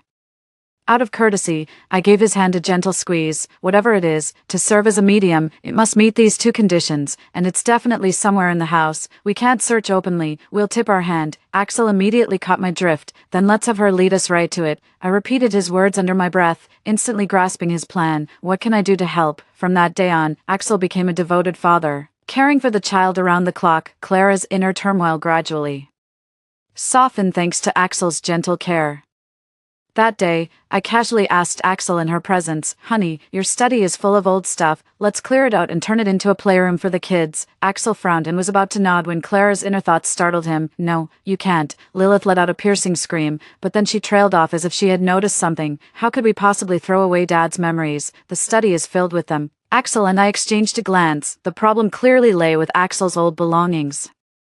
Pretending to be startled by Clara's inner thoughts, Axel placed her directly in the crib and said to me, I need to think about it." I threw a box onto the living room floor in frustration and pointed an accusing finger at Axel. "Why are you keeping all this junk? Is it filled with memories of you and some other woman?" Axel froze at my outburst, scratching his head as he stammered out a reply. I took a quick glance at Clara and, seeing she didn't have much of a reaction, gave Axel a knowing look. No, let's just get it sorted out today." While the kids were still in their cribs, we quickly packed up several large boxes. When we realized Clara wasn't asleep and was even paying attention to what we were doing, we knew our gamble had paid off. Axel crouched down and started rummaging through the cardboard box. Just some old books, a few photo albums, and things like that. I knelt beside him, sifting through the items with my hands. "Let's keep the photo albums, but these books and test papers are useless. We can just sell them all to the scrap collector later." Axel's hand stilled as he rummaged through the items. I knew he had found something, so I quickly leaned in to take a look. "Is this yours? It's not some keepsake from an ex-girlfriend, is it?" I shot him a displeased look. "What? No way." Axel feigned astonishment as he examined the object in his hand. "This music box. I truly don't remember who gave it to me. Maybe we should just throw it away." As these words were spoken, Axel and I simultaneously turned our gaze toward the child housing Clara's soul. Her small body began thrashing violently, face flushed crimson, with waves of increasingly hysterical sobs tearing through her. Axel and I exchanged a knowing look, and he immediately stepped forward to comfort Clara with a hug. There, why the sudden tears? Are you hungry, Myra? Just leave the things for now. It's getting late, and the children are more important." I agreed, but quietly tucked the music box away. Time waits for no one, and if we don't act soon, who knows what terrible things Clara might do. After consulting the old gentleman over the phone, we decided to smash the music box to pieces in front of her while the children were taking their afternoon nap, then burn it until nothing remained. The room was meticulously arranged according to the old gentleman's instructions. I held Hope tightly in my arms, guarding against any sudden outburst from Clara that might harm her. Axel stood at the center of the room, his expression grave. "Last night, we asked the maternity nurse to pull an all-nighter taking the two children out to play. Now, completely exhausted, they were both fast asleep." Axel took a deep breath, raising the music box as if to smash it against the floor. "No." At that moment, a piercing, distorted shriek, utterly unlike an infant's cry, ripped through the air. The child in the crib contorted in agony, its mouth stretched to an unnatural width, while Clara's voice, dripping with venom, echoed through the room. Axel, you can't do this. I love you so much. I've been in love with you since the first moment I saw you in university. What does Myra even have? What makes her better than me? I endured this frail body and became your daughter just so I could be with you forever. Why are you treating me like this? She screamed hysterically, even separating herself from her own body, until all we could see was a swirling mass of dark energy. Look at me, Axel, I'm the only one who truly loves you. Put down that box, let's be together forever, please. His words sent chills down my spine, and I instinctively held Hope tighter in my arms. Axel's expression remained unchanged, his eyes showing no hesitation, only profound disgust. Your love makes me utterly sick. Without a moment's hesitation, he placed the music box into a pre-prepared metal bucket and smashed it to pieces with a hammer. The delicate wooden box shattered into pieces instantly. Clara let out an unwilling cry, but as Axel lit a match, her form quickly faded and dissolved into the midday sunlight. Only after witnessing this scene did I finally breathe a sigh of relief. The earlier confrontation had been so intense that my entire body was tense. Drenched in cold sweat, Axel hurried over to hold me, and we both turned to look at the crib once more. Lilith lay limp on the bed, her eyes shut tight and face pale as chalk. Her chest rose and fell with shallow breaths, as if she'd simply fallen asleep. Just an ordinary infant now, no different from her sister. Leaning against Axel's chest with Hope in my arms, I could hear our heartbeats thundering in sync. With trembling hands, I laid Hope down and went to check on Lilith. Her birthmark has disappeared. Darling, our child has returned to us. Axel held my hand and let out a long, relieved sigh. Yes, we'll raise them with all the love they deserve. A year later, Axel and I sat side by side on the picnic blanket, watching our two daughters crawl around with gentle affection. This past year has been good to us. Axel kept getting promotions and raises, while the studio under my management continued to bring in steady income. Of course, we poured all our love and energy into our two girls. Watching them babble and learn to speak, it was as if the shadow that once loomed over our family had never existed at all. Deep down, I knew Axel had still looked into Clara's whereabouts in private, but she had taken her own life. Long before we married, her soul completely vanished. There was nothing left to stir up trouble. Still uneasy, he changed the children's names, hoping they would live out their lives in peace and happiness. Sunlight outlined the silhouettes of the two children. I leaned my head against Axel's chest, letting him tighten his embrace around me. The sun was just right, and the years felt serene. Story 2. I'm a female hero, the kind who saved people from the edge of a knife and became known all over the internet. However, the safety base refused to let me and my child in. We were bitten by zombies, leaving several bloody holes on our bodies, and we were tortured to death in the cold winter night. Reborn for a new life, my kindness must be tempered with a poisonous edge. 1 October 11th, Friday. On the first day of my rebirth, I held my lost and found son and burst into tears. My son, with a look of confusion on his face, helped me wipe away my tears. He didn't know that there were only 30 days left until the zombie outbreak. In my previous life, I saved two children from a crazy person who was wielding a knife to hurt others. Overnight, I was lifted onto a pedestal by everyone and became a model of an excellent educator, with all kinds of honors pouring in. Who would have thought that after the zombie outbreak, these same people, just because I refused to throw my seriously ill son out of the base to die, said that I was wasting public resources and didn't deserve to be a teacher, and even blatantly abused and beat me. And the principal, who had always praised me so much, even accused me of being a virus carrier and personally drove me and my son out of the base. They calmly watched as the zombies swarmed up and tore my son and me apart and devoured us in that cold winter night. At the end of my memory, my thin son was covered in blood, with his big eyes wide open, and he softly said, "Mom, don't cry, I'm not in pain." My poor son, until his death, didn't understand why those uncles who had once held him and smiled at him, and given him candies, suddenly became scarier than the zombies. It's ridiculous that in my previous life, I was so complacent that I didn't listen at all to my husband's preaching about my safety. I even arrogantly said, I want to be excellent, I want to be high profile, I want to draw my sword to help when I see injustice. Isn't being low-key and cautious just being a coward? Don't make excuses for your incompetence and cowardice. The sound of my husband slamming the door in anger was very loud, and the slap of reality was also very harsh. Admitting my mistake is the first thing I need to do in my rebirth. In my previous life, he was so angry that he rushed back to his unit in the neighboring city overnight, and I, alone, drank 2 bottles of Jiangxia. In that life, we never had a good conversation again. I quickly let go of my son and sent an Instagram message. Honey, I had a nightmare last night. I dreamt that I was stabbed to death by a crazy person, and he kept crying and pestering you to find his mom. At that moment, I realized how important you and our child are to me. It quickly showed that he was typing on the other side. After a long while, there was no more movement. Honey, I'm really scared. If I were to die like this, how sad you and the child would be. Then why did you rush up so recklessly? Didn't you know how to call the police? Didn't you know how to call the security guards? Well, The fact that he replied means it's working. Yeah, I was too impulsive. I will definitely think things through in the future and not play with my own life. I hope you really remember that. Straight men are just like that. Even their expressions of satisfaction are so blunt. But honey, I'm so scared being alone. I can't fall asleep just thinking about that scene. Got it. Well, he got it. Then everything will be easier to talk about. I started calling the real estate agents. The end of the world is approaching. And the time when my child got sick in the previous life is also coming soon. I need a large amount of cash. The agent made an appointment for a face-to-face interview at 2 p.m. to check the property. Wesley walked into the house with the chime of 10 o'clock. At this time, it had been 3 hours since my rebirth, facing the bloody disaster that was about to repeat itself. He would be my most reliable teammate, too. The sound of the door opening came, and my husband Wesley came back with a cold face. He hung up his suit and walked towards the kitchen.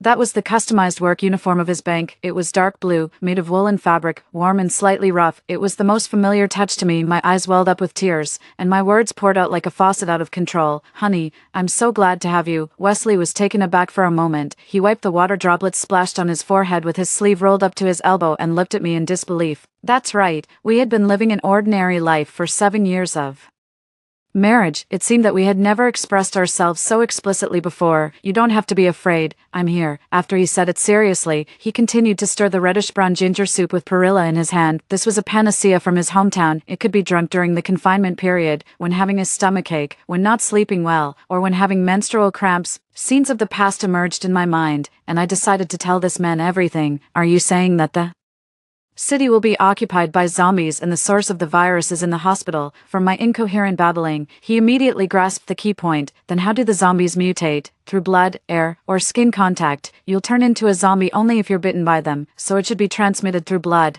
I wasn't bitten at all at that time, but the principal insisted that I was carrying the virus and wouldn't let me enter the school. I even had a blood test. When talking about the things in my previous life, I was still a bit indignant. Then we should prepare thick and protective suits, stock up on supplies, and then look for a suitable shelter. Wesley made the final decision. Aren't you suspicious that I was infected by that crazy person and talking nonsense? The trust came so easily that I couldn't believe it myself. Silly. Would a woman who dares to rush up and fight against the gangster be driven crazy by fear? Wesley looked at me and smiled indulgently. Besides, it's not something new for people to be controlled by a virus and lose their reason and physical sensation, he said thoughtfully and added half a bowl of ginger soup with perilla for me. I made an appointment with the agent in the afternoon. Let's sell this house first. If we can survive until the day when the zombies are eliminated, I'll resign and go to Jinghai with you for development. Selling the house is too slow. Let's go for a mortgage loan directly. That's right, he works in a bank and has many acquaintances in Kuan City. Going through the procedures will definitely be much faster. And Andy, in the previous life, he developed myocarditis due to a cold, and finally had kidney failure and heart failure. The doctor asked me to give up the treatment. We have to bring him by our side quickly and take good care of him. In that case, let's take refuge at your grandmother's house. The countryside is vast with a sparse population, and vegetables are relatively easy to obtain. Andy won't be troubled by getting sick due to an unfamiliar environment either. Wesley made the final decision, and I raised both hands in favor. Strangely enough, if it had been before, if he had made a decision on his own, I would definitely have been secretly annoyed, feeling that he didn't respect my opinion. But this time, I just felt at ease when signing the loan documents.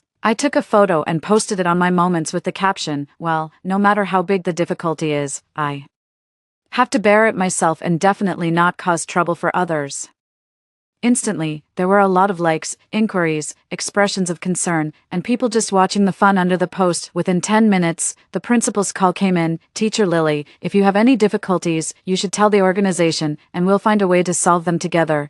You didn't say that when I asked for leave because my son was sick in my previous life. Teacher Lily, you are now an advanced model, and all major media are promoting you. It's not in line with the positive image of a role model for you to ask for leave for personal matters at this time. Thank you, Principal, for your concern. I will definitely seek help from the organization if I encounter problems that I can't solve. After expressing my loyalty in a pretentious way, I was actually disgusted by myself and got goosebumps all over my body. There was no way, in my previous life, when I asked for leave despite the opposition, the leader was very dissatisfied with me, and the media with A keen sense of smell immediately started digging up my negative news. They dug from my sick leave during pregnancy to the fact that I came from a reconstituted family and had a bad relationship with my stepfather. Some people said that I didn't have good private morals and didn't deserve to be a teacher. Others thought that being a teacher was just a job, and it was already not easy to perform well at work. It also triggered a discussion about the influence of the original family. I became popular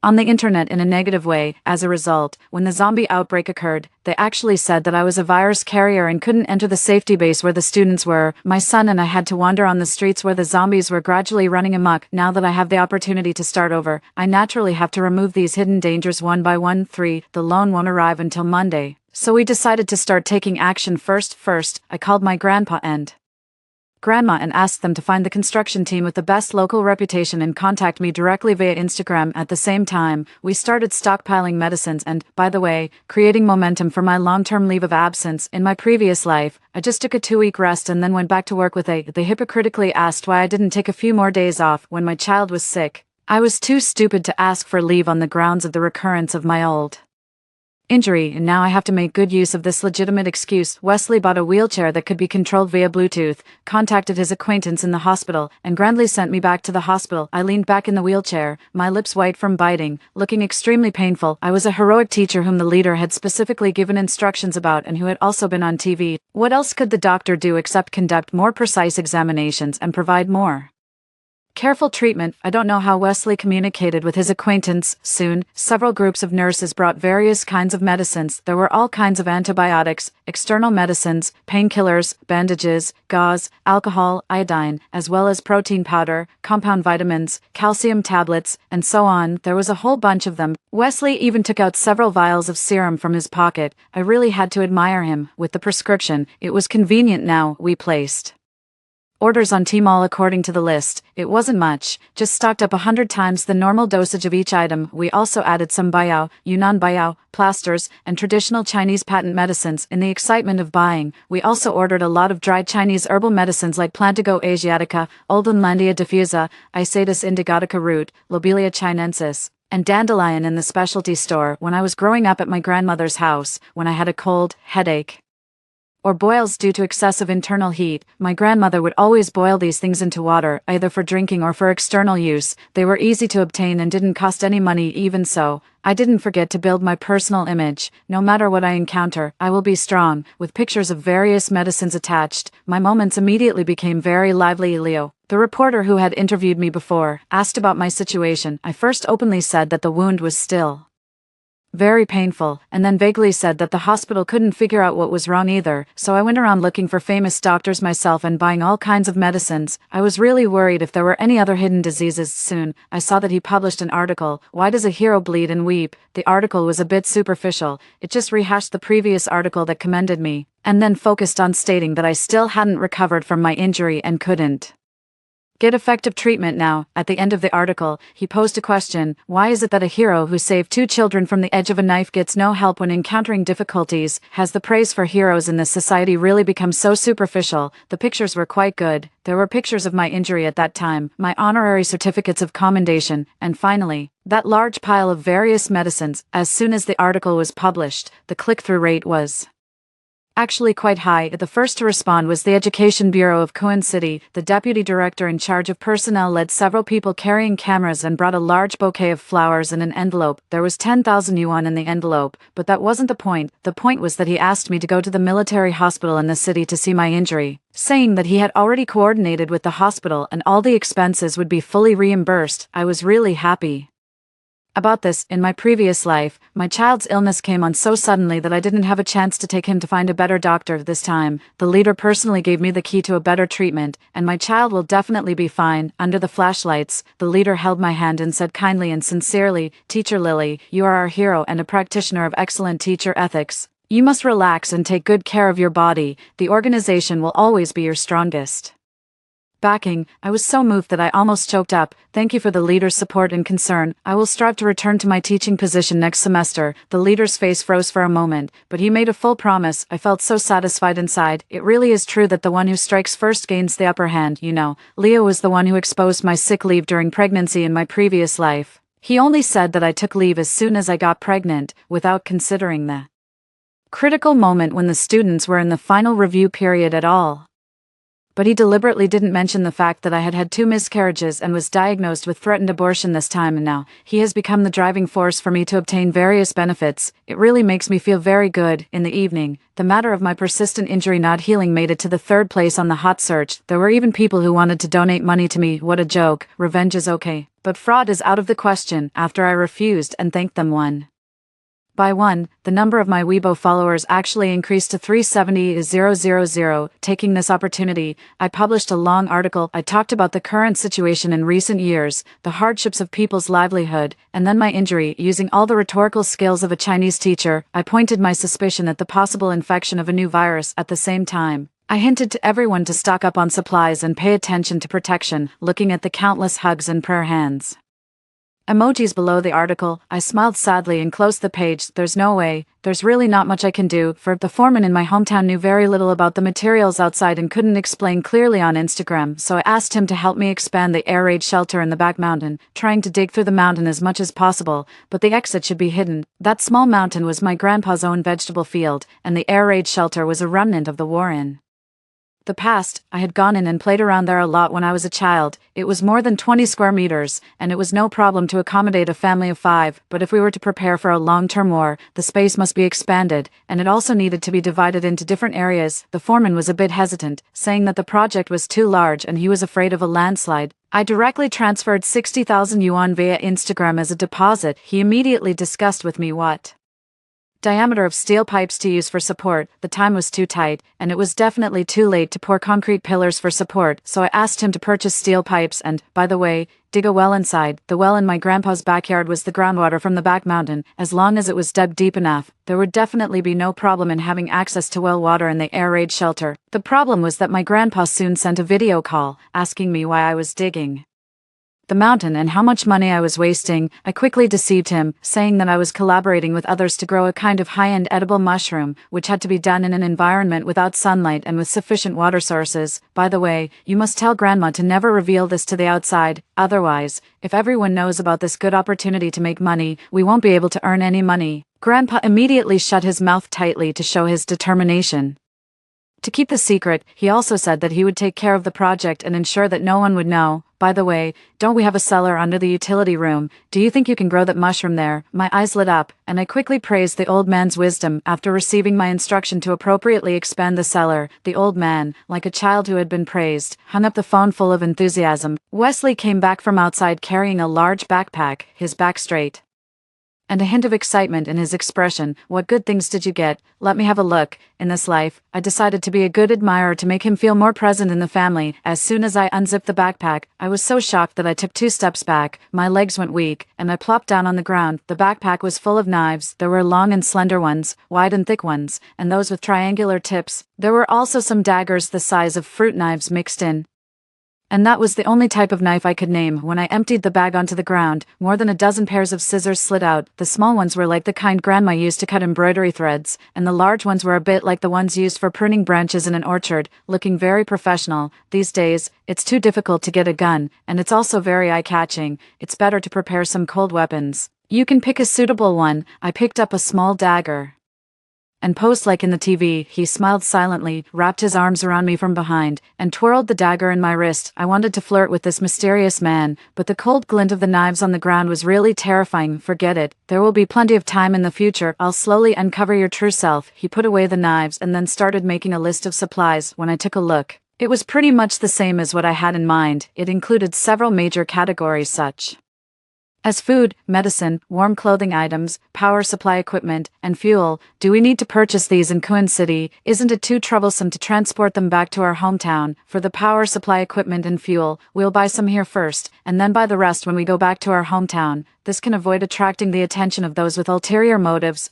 I'll go back to my unit tomorrow to ask for leave, and I can just buy some supplies in Jinghai as well. Then what reason are you going to give for taking a long leave? There's still a month until the zombie outbreak. I'll apply for a family visit leave and just say that my wife misses me. This statement was a bit improper, and it made my face heat up when I heard it. We've been married for 7 years, and our child is already over 4 years old. We've done more intimate things before, but saying it so openly was indeed a very novel experience for us. He also felt a bit uncomfortable, cleared his throat, and took out his phone. He transferred 200,000 yuan to me. It's not the end of the world yet. You must never embezzle public funds. I jumped up in fright. You've always refused to spend my money, so I have nowhere to spend this money. After all these years, do you think I need to embezzle public funds to save hundreds of thousands of yuan? You really underestimate me, he smiled, looking a bit proud and a bit disappointed, perhaps due to a subtle sense of pride, ever since I moved into the house.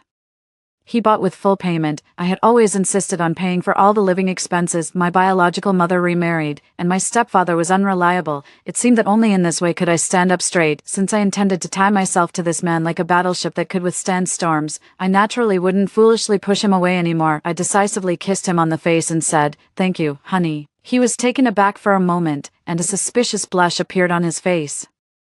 He transferred another 100,000 yuan. Damn, it turns out that making money by being charming is so easy. Just as I was considering whether to kiss him again, he quickly explained, "I only have 200,000 yuan left, and I still need to use it to buy power supply equipment." Well, the straight man declined my affectionate gesture. "Then let's get down to business." Before it was 5 o'clock, I first redeemed all the funds and stocks, which amounted to more than 200,000 yuan in total. Then I enabled large amount payment on Instagram and upgraded the Alipay's password-free quick payment. After more than 10 years of saving money painstakingly, now I'm ready to spend it. I'm really looking forward to it. The 2 days of the weekend were dedicated to the power supply equipment. Although I didn't understand anything, it didn't prevent me from being the best listener at all. I was stunned when hearing about the floor area, material, power, production capacity, etc., and I couldn't even nod in agreement at the right pace. Comrade Wesley looked so casual that the salesperson really thought he was a coal boss who was building a farm for fun and specially recommended extremely expensive equipment to him. I grabbed his sleeve tightly. If we were deceived, we wouldn't be able to do any of the subsequent purchases. Fortunately, he calmly selected a set of equipment with a total price of 140,000 yuan. After adding some parallel lithium batteries and other things, we could still have enough money left for 2 cups of milk tea out of 150,000 yuan. I just mentioned it casually, and he really took me to have milk tea. It was 22 yuan per cup, and we each had 1 cup. If it were before, I would have thought it was a waste. With this money, wouldn't it be better to buy a caddy of shrimp and cook it at home? We rarely ate outside except when his friends came over. After I insisted on working in Kuan City and didn't want to become his subordinate, the number of times we went out to eat alone was even fewer. Thinking of the child in our hometown and the hands that pushed me and the child away from danger, I lowered my head and took a big sip of milk tea. It was slightly sweet and slightly hot, making me feel warm. 5. After accompanying him to apply for leave, we rushed back to central Hunan. He drove a gray Jinbei van, which he bought from the second-hand market yesterday. Our own Accord was parked in the backyard of his bank. The security level here is always higher at any time. The Jinbei van was loaded with the equipment we had procured these days and various medicines bought offline. All the items purchased online would be sent directly to our hometown, which could avoid secondary handling. At each service area, he would quietly pour the remaining fuel in the fuel tank into the specially prepared sealed gasoline barrels, and then fill up the tank again. Looking at that row of large barrels lying in the back seat, I felt really uncomfortable, but he looked so calm and drove the car steadily. It was already late at night when we got home, which made it convenient to unload the supplies without anyone noticing. Andy had already fallen asleep, and Grandma said he had been waiting for us for a long time. Looking at the remaining tears on the sleeping child's face, my heart ached like soft tofu. In my previous life, I didn't even have a chance to hug him properly before the doctor pronounced his death sentence. In this life, I must protect Andy well and let him grow up healthy and happy. Wesley probably sensed my emotions and quietly hugged me in his arms. As soon as it dawned, we went to inspect the renovation project of the air raid shelter and, by the way, asked the foreman to dig a 5-meter deep pit at the farthest place from the well. This was a reserved dry toilet. In extreme situations, I wanted to ensure that the whole family could live normally in the air raid shelter. There were some things that didn't need to be known to the foreman entirely. Before I knew it, I had changed from a straightforward and impulsive person to a scheming woman who kept something in reserve when doing things. There was no time to sigh with emotion. The steel and bulletproof glass ordered by the company have been delivered to the door. The commotion was so loud that it inevitably attracted many villagers. I'm collaborating with a boss in the city and preparing to try 3-dimensional vegetable planting. Our mountains, water, and soil here are all excellent. People say that the vegetables grown here will definitely sell for a good price. Dear grandparents, uncles, and aunts, if you're interested, I can provide you with free seeds for you to try planting some. People don't want things for nothing. Immediately, someone asked me for seeds. Farmers are best at taking care of the land. I just reminded them that this was a new variety and was very precious. Immediately, some shrewd housewives said that they must plant it within their sight so that others wouldn't take advantage of them. This Was the story that Wesley and I had come up with on the way. With the end of the world approaching, this was the only way I could get everyone to prepare more supplies. With this preparation, the work of erecting the steel frame went very smoothly. It covered an area of 1 mu, the front yard, the utility room in the east, the pigsty in the west, all the way to the well and vegetable garden in the back mountain were all connected by a steel frame to form an oversized pigeon cage. The door was still left with a width of 2 meters and was equipped with 2 sets of locks, one visible and one hidden. A distance of 1 meter was left around the steel frame, and then an anti-theft glass was used to enclose a space inside, including the main building. The steel frame was to block the zombies, and the bulletproof glass was naturally to defend against humans who had gone crazy for survival. Grandpa stared at the work without taking his eyes off it, and he was more energetic than usual. Grandma kept mumbling about how much money this huge project would cost. I held Andy and took Grandma to the supermarket. Although we had already purchased a lot of compressed biscuits, self-heating food, instant noodles, and other instant foods from Coon City, we still lacked a lot of things to let Grandma go all out. I brought up the big boss in the city again. I told her that all these could be reimbursed. Looking at Grandma, who was shopping enthusiastically, and my son, who was beaming with joy, I couldn't help but raise the corners of my mouth. 20 bags of 50-kilogram rice, 10 bags of 10-kilogram flour, 20 gin each of mung beans, soybeans, peanuts, and sesame seeds, 10 barrels of vegetable oil, and 5 bottles of sesame oil, 2 carts of toilet paper and facial tissues, 10 large packs of wet wipes, 5 packs of adult diapers. I bought enough sanitary napkins for a year. I bought 10 boxes of lighters, ordered 10 portable liquefied gas stoves, and 200 matching small gas cylinders. Pepper, chili sauce, vinegar, and tea were all stocked up according to the amount for a year. Sunflower seeds, peanuts, gianlibo, a kind of beverage, potato chips, biscuits, and beef jerky. I finally achieved snack freedom. The supermarket in the small county town was out of stock because of my purchases, and we had to arrange for delivery the next day. As a bonus, I asked for 10 bath towels and 2 boxes of Snickers. I sent Grandma, who was already a bit dazed, home and told the workers to install 2 rows of shelves in the utility room. Then Wesley and I set out to grab more goods. Again, first, we ordered 100 barrels of mineral water. In fact, there were already 2 wells at home now, but we still thought it would be better to store some water indoors. After all, water is the source of life. Then we ordered 5 large freezers and filled them with pork, beef, chicken, and fish. Well, we stocked up on fatty beef slices, streaky pork slices, and hot pot balls. We also didn't miss out on the spicy seasoning and tomato soup base. The indulgence in Wesley's eyes was too obvious, so I had to hand him 5 bottles of beer, showing my flattery explicitly. It's really enjoyable to spend money freely. Passing by the kitchenware section, I bought 2 small-mouthed and big-bellied soup pots, 10 straw cups, and a lot of disposable cups and bowls and chopsticks. Laundry powder, body wash, and other things just filled the gaps in the shopping cart. By the time we went to the wholesale market and got the warm down quilts, down jackets, and electric blankets for the elderly, another day had passed. Not wanting to expose our location too early, Wesley gave the driver 2 packs of cigarettes and drove the car to the backyard himself. We made an appointment to pick up the remaining goods the next day.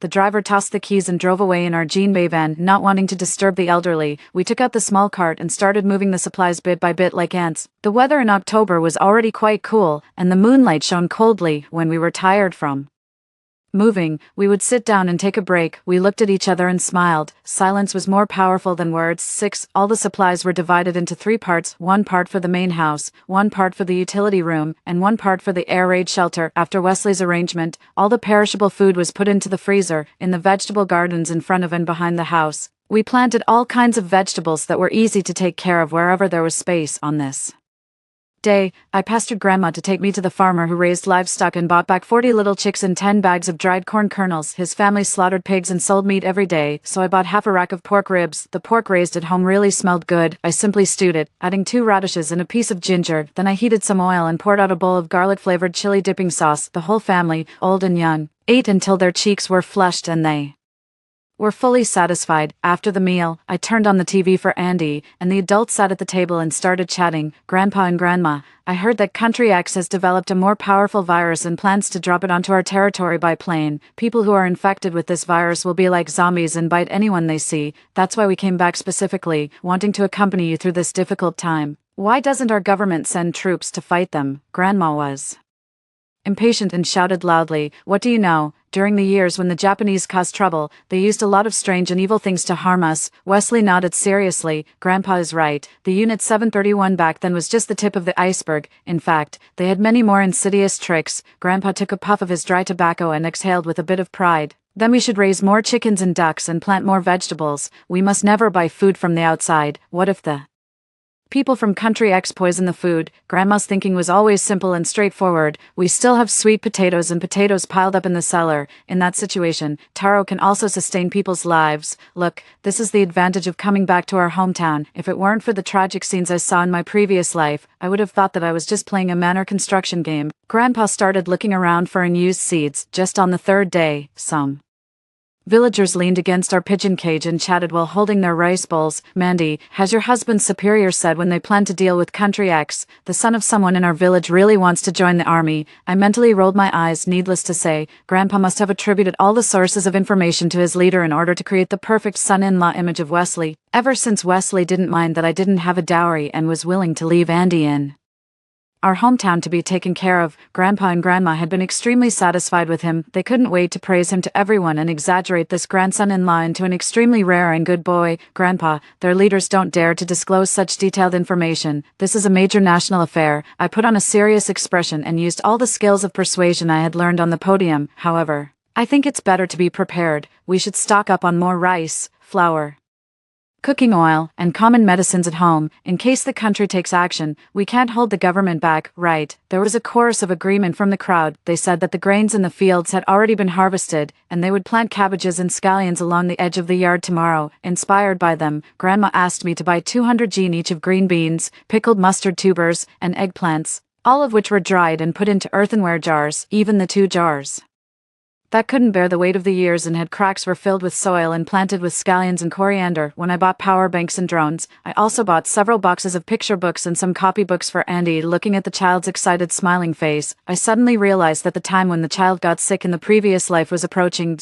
October 28th, Tuesday. There are still 14 days until the zombie outbreak. Despite my meticulous care, Andy still showed symptoms of fever and cough, perhaps because I had fed him Xiachehu granules for a few days in advance. The child's body temperature could barely be controlled at around 38 degrees Celsius, but it fluctuated repeatedly for 2 consecutive days, and the child lost all his energy. We decided to send the child back to the military hospital in Kuin City. I repeatedly told Grandpa and Grandma not to bring others home to play, and I also installed cameras in every corner of the yard and in each room where the supplies were stored. Speaking of this, I must give special praise to Comrade Wesley. To ensure secrecy, he personally completed all the wiring and installation work. He also took out 2 sets of walkie-talkies, saying that the signal was extremely strong and could penetrate the thick anti-theft door of his bank. His hands-on skills are full marks, and his ability to plan ahead is also full marks. What a treasure of a man. I have always thought that the countryside is a really amazing place. It can always achieve information sharing without 5G signals. When they heard that we were taking the child to see a doctor, those who were free came to see us off. Some brought freshly boiled eggs, and some handed over a bag of warm chestnuts. Everyone stroked Andy's smiling face and kept saying words of comfort and blessing, hoping that we would come back soon. The figures in the rearview mirror became smaller and smaller, and I felt that I was also shrinking. It was as if I had returned to the days when I was not favored by my stepfather, and smiled shyly while riding on Grandpa's shoulders. They surrounded me like this, looking at me curiously, and kindly offering an egg, a few chestnuts, or a fragrant roasted sweet potato. A hand was placed on mine, warmly wrapping it. Wesley drove without looking sideways, looking seriously cute. The doctor in the military hospital thought I was being too nervous, but he also admitted that a cold could potentially lead to myocarditis or even failure of all organs in the body. I tried to steer the conversation towards the direction of a virus infection, but he neither agreed nor disagreed. Since the zombie virus in the previous life first broke out in the hospital, I really wanted to find the source and nip it in the bud. Andy stayed in the hospital for a week and underwent all kinds of examinations. The little guy looked particularly lonely and vulnerable lying on the MRI table. I took a short video and added the caption, "I protected other people's children, and I will definitely be able to protect my own child." I received condolences from the leader, an extended leave of absence, and countless likes and blessings in my moments. The parents of the 2 children I saved even specially went to the hospital and gave Andy a safety amulet, thinking about the days in the previous life when I was abused by the whole internet and rejected by the safety base. I finally realized how much damage my impulsive and thoughtless personality could cause, with all the medicines prescribed by the doctor and the 5 sets of protective suits we had procured ourselves. Our family of 3 set off on the return journey again. Looking at the child's smiling face that had regained its rosy color, I felt extremely satisfied. In the previous life, compared with the zombies, the child's illness worried me even more. For any mother, there is nothing more important than the health and safety of her child. Now, He can still act coquettishly in my arms and softly ask for snacks. This is already an extremely great blessing. I believe that Wesley and I will definitely be able to lead our whole family to safely survive the zombie outbreak and welcome a new turning point. This time, we will face the crisis head-on. November 5th, Wednesday. There are still 6 days until the zombie outbreak in the previous life. To celebrate the successful coverage of our daily electricity consumption by the solar power generator, we had a sumptuous meal today. We bought a leg of mountain mutton, asked the butcher to chop it into small pieces, blanched it and skimmed off the foam. After draining all the water, we stir-fried it with a large amount of ginger and garlic, and added high-proof white wine 3 times during the process to get rid of the smell. Then we added the broad bean paste and the chili paste made from millet peppers, quickly stir-fried to bring out the aroma, and then added 2 drops of white vinegar to soften the fibers. Finally, we poured in an appropriate amount of dark soy sauce and oyster sauce along the side of the pot, added hot water, threw in a little tseoko fruit, star anise, Chinese prickly ash, and cinnamon, and put it in a casserole to simmer using a large piece of firewood and the farm stove. It took half a day to stew the mutton until it was crispy, fragrant, and tender. As soon as the lid was lifted, the rich and spicy aroma of the meat filled the whole room. We scooped out the trembling meat and placed cooked white radishes at the bottom. In a shallow casserole, we sprinkled a handful of green garlic leaves and poured 2 spoons of steaming original soup over it. Grandma, who had always thought mutton was too smelly, gave up her reserve and feasted heartily. Grandpa soaked 2 bowls of rice in the soup, and he and Wesley ate with gusto, making satisfied sounds. Andy usually couldn't eat much spicy food, but this time he was also stuffing the meat into his mouth while panting, his eyes shining brightly. After a hearty meal, our family sat in the yard chatting.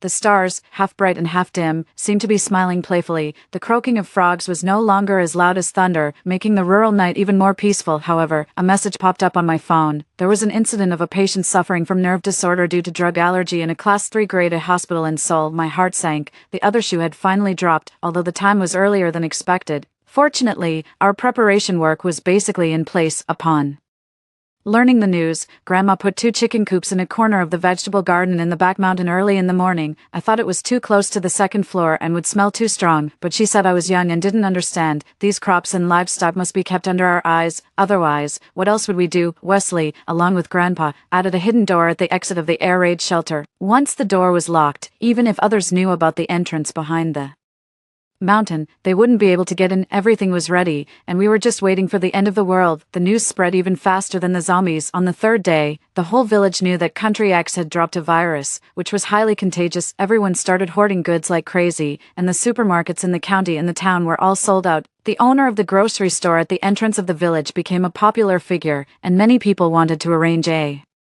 marriage for his 19-year-old son. On the 4th day, some people started returning to the village with their families. When people smell danger, they always think of their hometowns at the first moment. On the 5th day, the villagers began to rush to cut the half-yellow and half-green weeds in the fields, and the cows and sheep were tied up at home. November 10th, Monday. The first case of a zombie occurred in the urban area of central Hunan. Before this, many cities had already fallen. The official media reported that this was an epidemic with extremely high infectivity and strong lethality, and the source of the virus had not been found yet. The government was studying prevention and control plans and asked all citizens to stock up on supplies, reduce going out, and do a good job in protection. At first, many people who had experienced the epidemic didn't pay much attention. They thought that as long as they didn't go out, everything would be fine. But as time passed, the supplies at home were getting fewer and fewer, while there were more and more zombies outside, breaking through. And getting out became the only way to survive. So, on the internet, there were scenes everywhere of families driving to escape. Some people even became internet celebrities by live-streaming their escape experiences. But as more and more people turned into zombies, social order became more and more chaotic, and transportation gradually broke down. According to our observation, the process of a person turning into a zombie takes about 24 hours, which brings great difficulties to the prevention and killing work. Many people, one minute they were congratulating themselves on a successful escape, and the next minute they died at the hands of their companions. I witnessed with my own eyes that the internet celebrity who was live-streaming his escape was bitten on the carotid artery by his wife, and he lay on the ground twitching and wailing, and his wife, who had already turned into a zombie, rushed towards the camera wildly. With a blank and expressionless face, my stomach twitched, and I Vomited with a wow. From that day on, I completely put down my phone. Gradually, the TV signal was also cut off. Our village became an information island. November 21st, Friday, our village lost power. Before this, the village head had already led people to block the only cement road on this side of the wall. Each family sent someone to take turns guarding. This was to prevent people coming back from outside from bringing the virus, but there were still people who came back with great difficulty. Some of them came with their families, and some came alone. They knelt down by the newly built cement wall, crying and begging desperately. Village head, it's Harry. My old mother is still waiting for me at home. Uncle, it's May. I wasn't bitten. Please, let me in. There were also people who thought about abandoning their cars and returning to the village along the small paths in the mountains, but no one was willing to part with the supplies in the car that they had managed to bring back with great difficulty. Those supplies were the hope of survival. Looking at these people who were pleading bitterly and were on the verge of collapse and despair, I remembered the bitterness and helplessness I felt when I was rejected by the safety base, and I burst into tears. I even had nightmares all night and couldn't fall asleep. Wesley always pulled me into his arms and gently patted my back without saying a word. 2 days later, I heard a lot of people gathered outside our pigeon cage, and it was very noisy. Thank you, Mandy. Thank you for saving my son. This was Grandma Shaw from the East. She lost her husband when she was young and raised Harry alone. We really owe it all to your husband. Mandy, you are the benefactors of our whole family. This was May's mother. She was always the most optimistic and always had a smile on her face, but now she was crying uncontrollably after listening to everyone's explanations. I finally understood what had happened. It turned out that Wesley had gone to discuss with the village head and used the steel pipes we had stocked up at home to set up a row of independent isolation rooms at the entrance of the village. People entering the village would be isolated separately. If they didn't turn into zombies within 48 hours, they could return to the village after disinfection and reunite with their families. And the food and supplies during the isolation period would be provided by our family. In this way, it not only eliminated the possibility of zombie infection, but also gave those who had managed to escape back a hope of survival. Looking at Wesley, whose eyes were now dark with fatigue, my tears welled up in my eyes and I couldn't say a word for a long time. What's wrong? Are you feeling sorry for the supplies? It's okay. Look, it's been more than 10 days, and only 23 people have escaped back. They won't eat much of your supplies. He tried his best to make me relax, but we both knew that the situation would become more and more severe as time went on. All of this was just the beginning. December 7th, Sunday. There were fewer and fewer cooking smoke in the village. Everyone changed from having 2 hot meals a day to 1. In some families, there were more and more sweet potatoes in the rice, and the meat dishes had been completely consumed. People started bartering and struggling to get by. Our family still had a lot of supplies, but we basically stopped making a fire. When we were hungry, we would close the doors and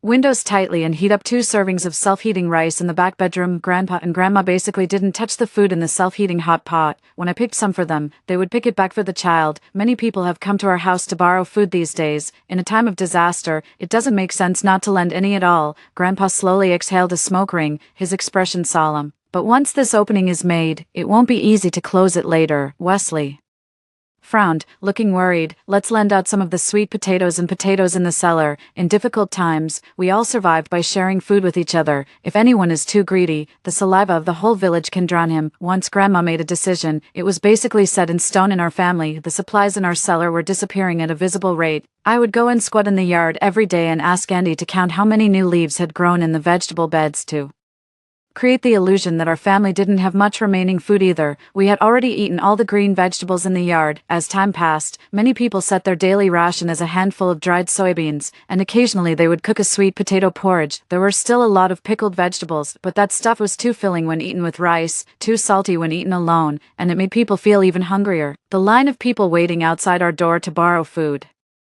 was getting longer and longer. Mrs. Flora was at the front of the line again. Mrs. Flora, it's not that I'm saying this, but there are only 2 people in your family. I gave you 4 sweet potatoes yesterday, and you're here asking for more today. Grandma felt really reluctant and spoke bluntly. Mrs. Flora was her nickname. She had always been idle and dissolute and had no children. She had become more restrained after getting old and had been living a poor life with her husband. Why can others come back today if they came yesterday?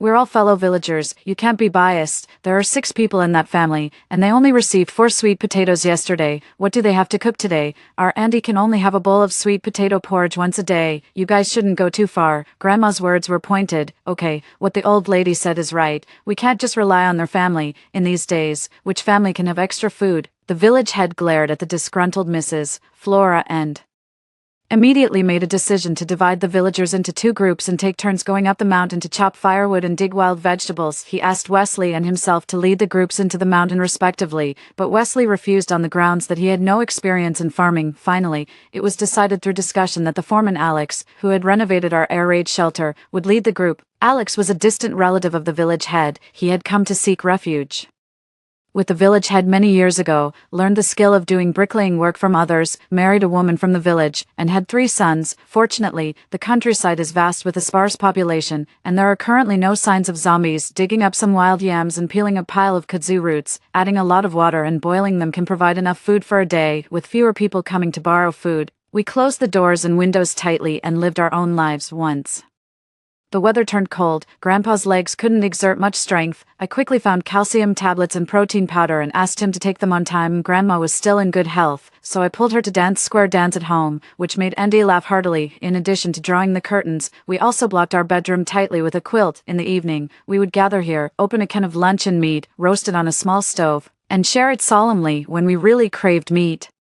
We would boil a pot of clear water, throw in a seasoning packet, and enjoy a hot pot feast that couldn't be publicized. The cable TV network had already broken down, and our pastime was to accompany Andy to read books and occasionally practice calligraphy. When I accompanied Andy to read picture books, Wesley would watch beside us with a smile at the corners of his eyes. When Andy lay on my stomach and played tricks, Wesley would stand by the bed, afraid that we, mother and son, would roll off the bed. When Andy got bored staying in the room, he would clamor to go out and find his little friends in the village. Wesley would then take him and perform 1 or 2 sets of boxing that looked very imposing. When I asked him where you learned it, he would look at me with a smile and say, "What, can't an old man surf the internet?" This was an inside joke between us. Wesley was 11 years older than me and was often teased by our colleagues about an old cow eating young grass. During the blind date, I just thought that the man in front of me didn't talk much and had a stable job. Although he was a bit old, maybe he would take good care of people, so we got married in a hurry. After marriage, he was very attentive and meticulous to me, but he had extremely incomprehensible in many aspects. For example, pedestrians must keep to the right and be on the innermost side of the road. I couldn't wear sleeveless clothes or skirts above the knees. No matter where I went, I had to report on time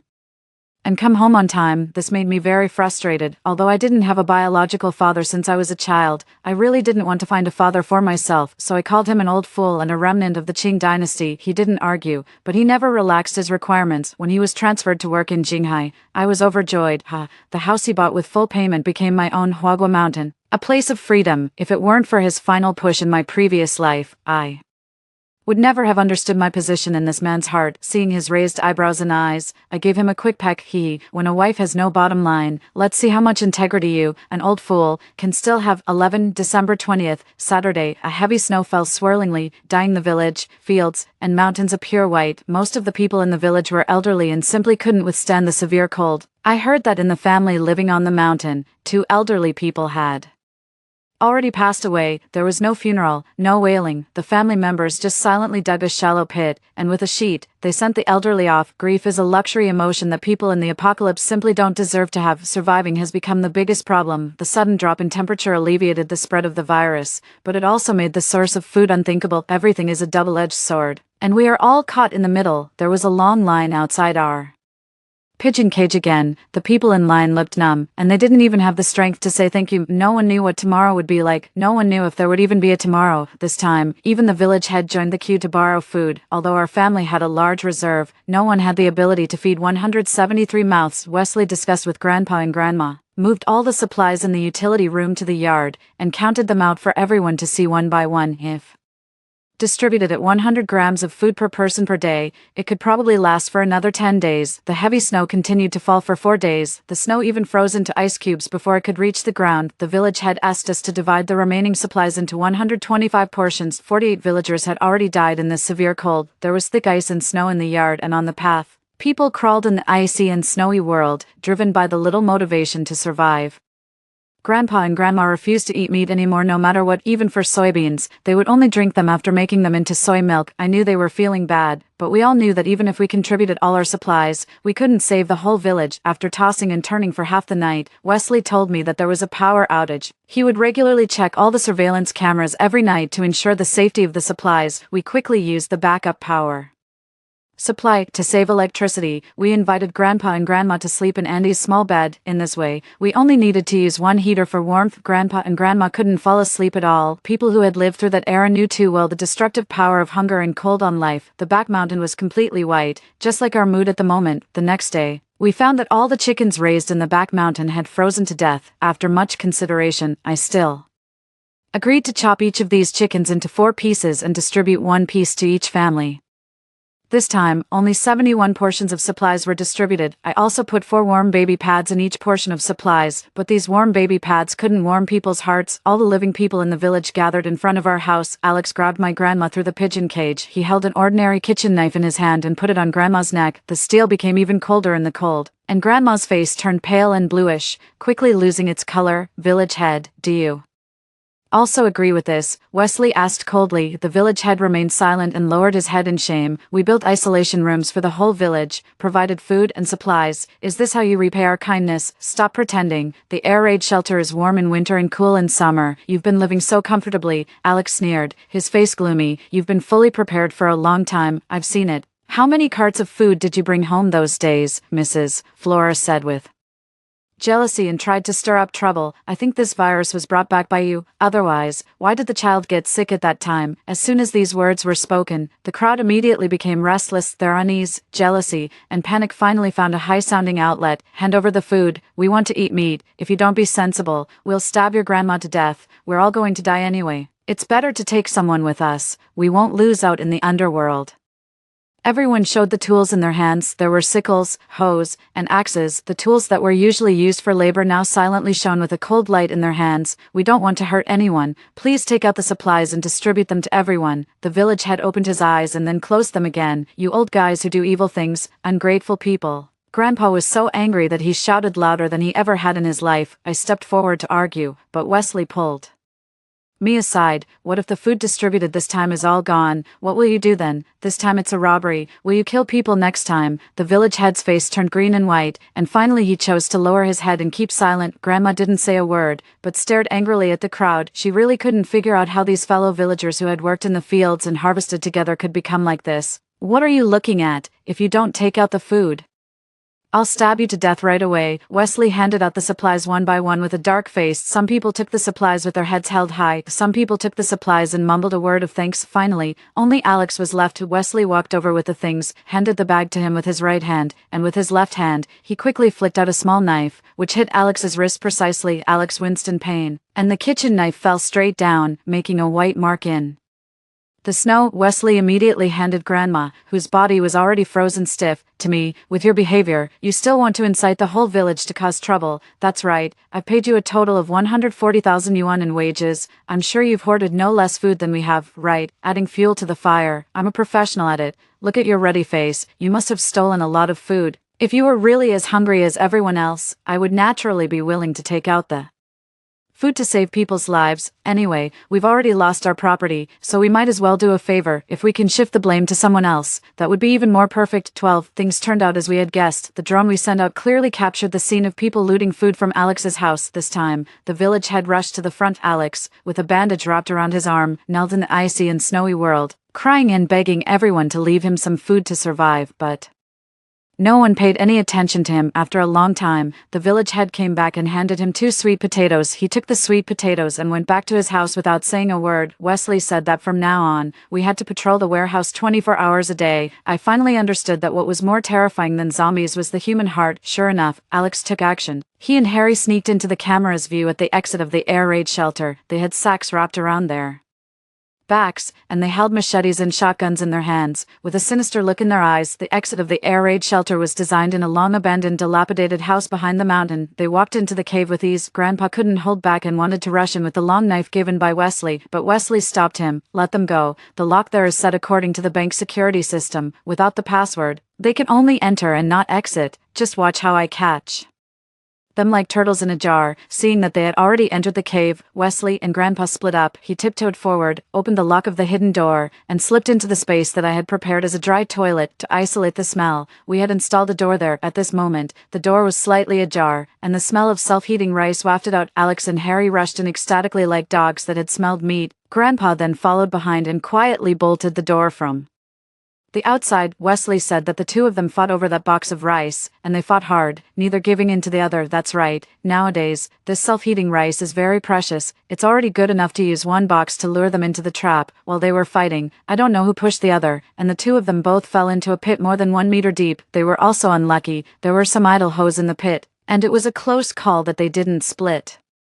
Their heads open, Grandpa described the situation at that time in a serious manner, vividly portraying the image of kind ordinary people looking at the two unconscious people. The village head's face turned as black as the bottom of a pot. Village head, I'm afraid the atmosphere in our village needs to be rectified. Everyone here either takes things by force or seizes them. One day this virus will surely pass. How will you account for all this then? Sorry, I'm deliberately kicking someone. When they're down, Wesley and I both believe that once this zombie outbreak is over, the country will definitely restore normal order. We, as law-abiding citizens, can't leave any criminal record otherwise. Just because of Harry's behavior of biting the hand that feeds him, I really want to chop him into mince. We had to go the whole hog. We also gave the village head some antibiotics and cold medicine, of course. We couldn't let Grandma take the risk this time. That wheelchair that could be connected via Bluetooth became a popular item in the village.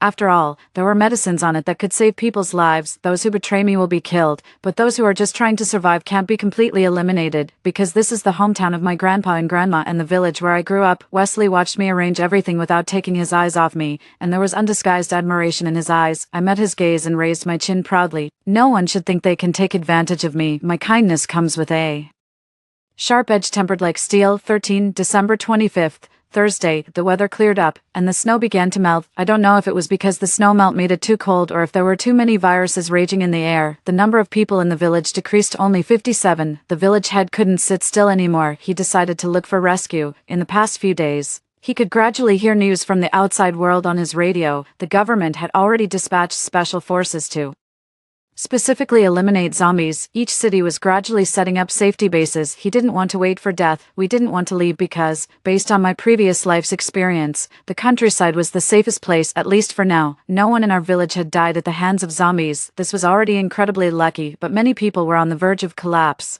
and they wanted to go outside to find hope for survival. Wesley didn't say anything, but he asked the village head to leave his youngest grandson behind. Don't you hold a grudge against me for not managing the villagers well, and you're still willing to help me take care of him. A look of ecstasy and countless gratitude flashed across the village head's face. You're a good village head. You saved the lives of all the villagers, Wesley said calmly. When the village head heard these words, he was stunned, leaning against our pigeon cage. He slid down to the ground and burst into tears. Early the next morning, the village head left with 12 people. He left behind his 3-year-old grandson and a mobile phone. He said that the child's parents were working outside, and it was estimated that they were no longer alive. If the child missed his parents in the future, he could look at the mobile phone. There were old videos in it. The child was named Tiger, but there was no sign of the liveliness that the name might suggest. Due to enduring hunger and cold for a long time, his little face was so thin that it had lost its original shape, and there was an abnormal patch of dark blue under his eyes. Grandma felt extremely sorry for him. She changed him into Andy's old clothes and made a large bowl of milk powder for him. After the child was full, he quickly started calling elder brother and became Andy's little follower. That night, looking at the two little faces sleeping side by side, Wesley gently massaged my back and said casually, as if by accident, after this disaster is over, let's have another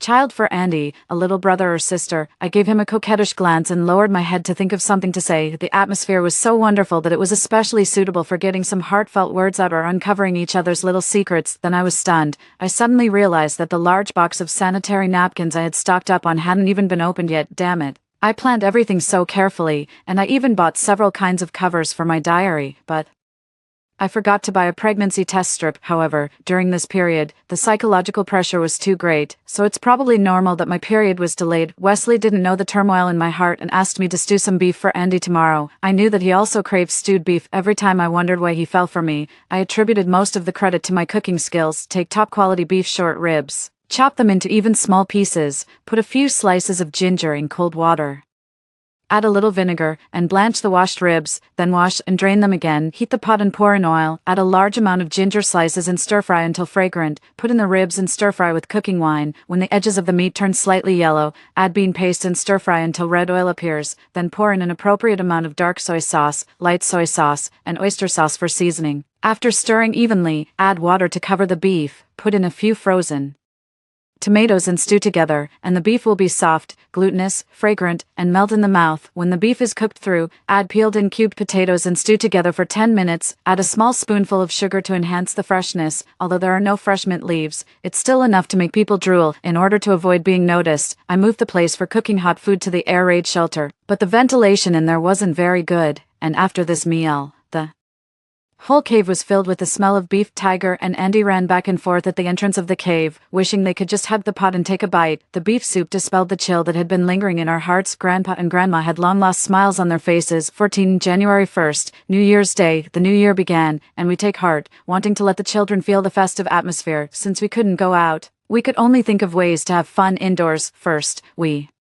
took out one of the few remaining packs of potato chips to share, and then we needed a piece of dough to make a homemade pizza. We didn't stock up much jam, so we used white sugar instead. There was no oven at home, so we put the pizza dough on the heater and turned it over from time to time. The children gathered around the stove, staring intently at the pizza that was gradually emitting a fragrance, but I felt a bit nauseous. Ever since I was severely beaten for a piece of candy at my stepfather's house, I had been very repulsed by the sweet and greasy smell. Wesley walked in with a serious expression. My heart skipped a beat. I turned down the fire, settled the 2 children, and went downstairs to the first floor with him. The village head was dead. 3 of the 12 people who went with him were missing, and only 2 came back. They voluntarily asked to stay in the isolation room. As soon as we got to the city, we encountered zombies. The village head was bitten while trying to save May. In order not to harm us, he jumped off the 30th floor. Hector was covered in blood and was crying like a tearman. Michael handed over an envelope, saying that it was left for us by the village head. Mandy, I trust you to take care of the child. Attached to this letter is a statement of the situation. If the epidemic ends one day, please help me hand it over to the leader. I didn't neglect my duty. I have a house in the countryside and one in the city. If my son and his family don't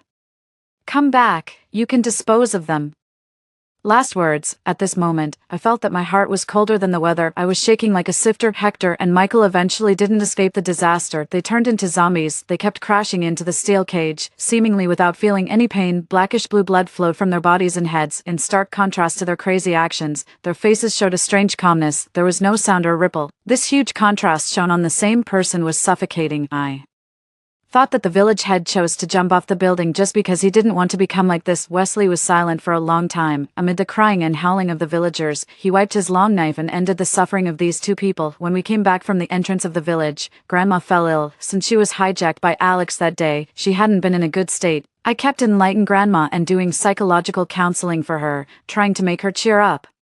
However, Wesley asked all of us to move into the air raid shelter to live. I suspect that the virus is spreading in the air, which is why so many people died before, and Grandma got sick so suddenly. From that day on, we officially started our life of living in a cave. The temperature in the air raid shelter was quite good, but there was always a damp smell in the air, and we had to light several heaters. This put a great deal of pressure on the power supply. The 2 children were not used to cold food, so I had to use the charcoal I had stocked up before. Wesley was worried about carbon monoxide poisoning, so he always patrolled around and paid attention to the ventilation, but Grandma's condition didn't improve at all. Every day after putting the children to sleep, I would take over from Grandpa and sit in front of Grandma's quilt. I would wipe her dry lips with a cotton swab, change the hot water bag that wasn't warm enough, and then gently massage her arms and calves, just like she took care of me when I was a child. Late at night, Grandma fell into a deep sleep. Wesley would then pull me into his arms, and the 2 of us would sit in the silent air raid shelter, roasting a small stove of charcoal fire. Then I would start chatting, talking about my childhood, my unreliable mother, and the beatings I endured when I was a child. At first, Wesley just listened to me, occasionally feeding me a sip of water or patting my back. Later, he also started to talk. My father was a soldier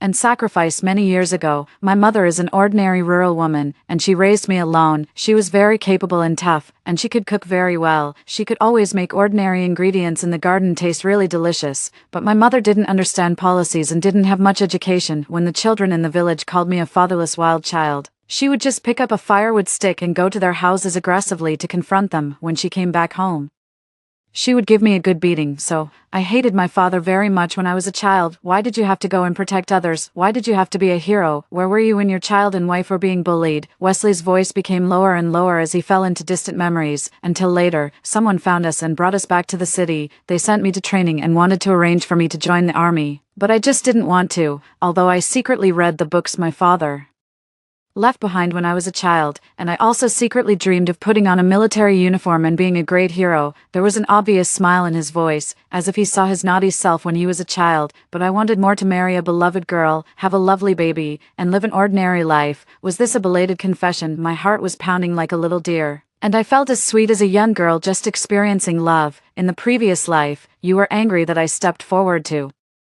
save the students, but in the end, you still came to save us, mother and son. I don't know about the things in the previous life, but I know that I will definitely save you, no matter which life it is. Help. The deep affection of a straight man is so profound and mellow that I'm almost drowning in it. It's all my fault. I didn't know about your inner pain. In this life, you've done a lot of things you didn't want to do for me. He chuckled softly and planted a gentle kiss on my cheek. What you care about is naturally meaningful. 15 January 17th, Lunar New Year. Grandma could finally sit up. The road blocked in front of the village was also dug open by the government rescue troops. They took away the survivors in our village, saying that they would send them to a safety base for treatment. The team leader was a captain, and he was very polite. He was quite surprised that we could still take out food to entertain them. Maybe he heard something from the villagers. That night, he came to find Wesley again, and they talked until late at night. During this zombie outbreak, the countryside was the least affected. They were going to concentrate their efforts and carry out another encircling the cities from the countryside. So,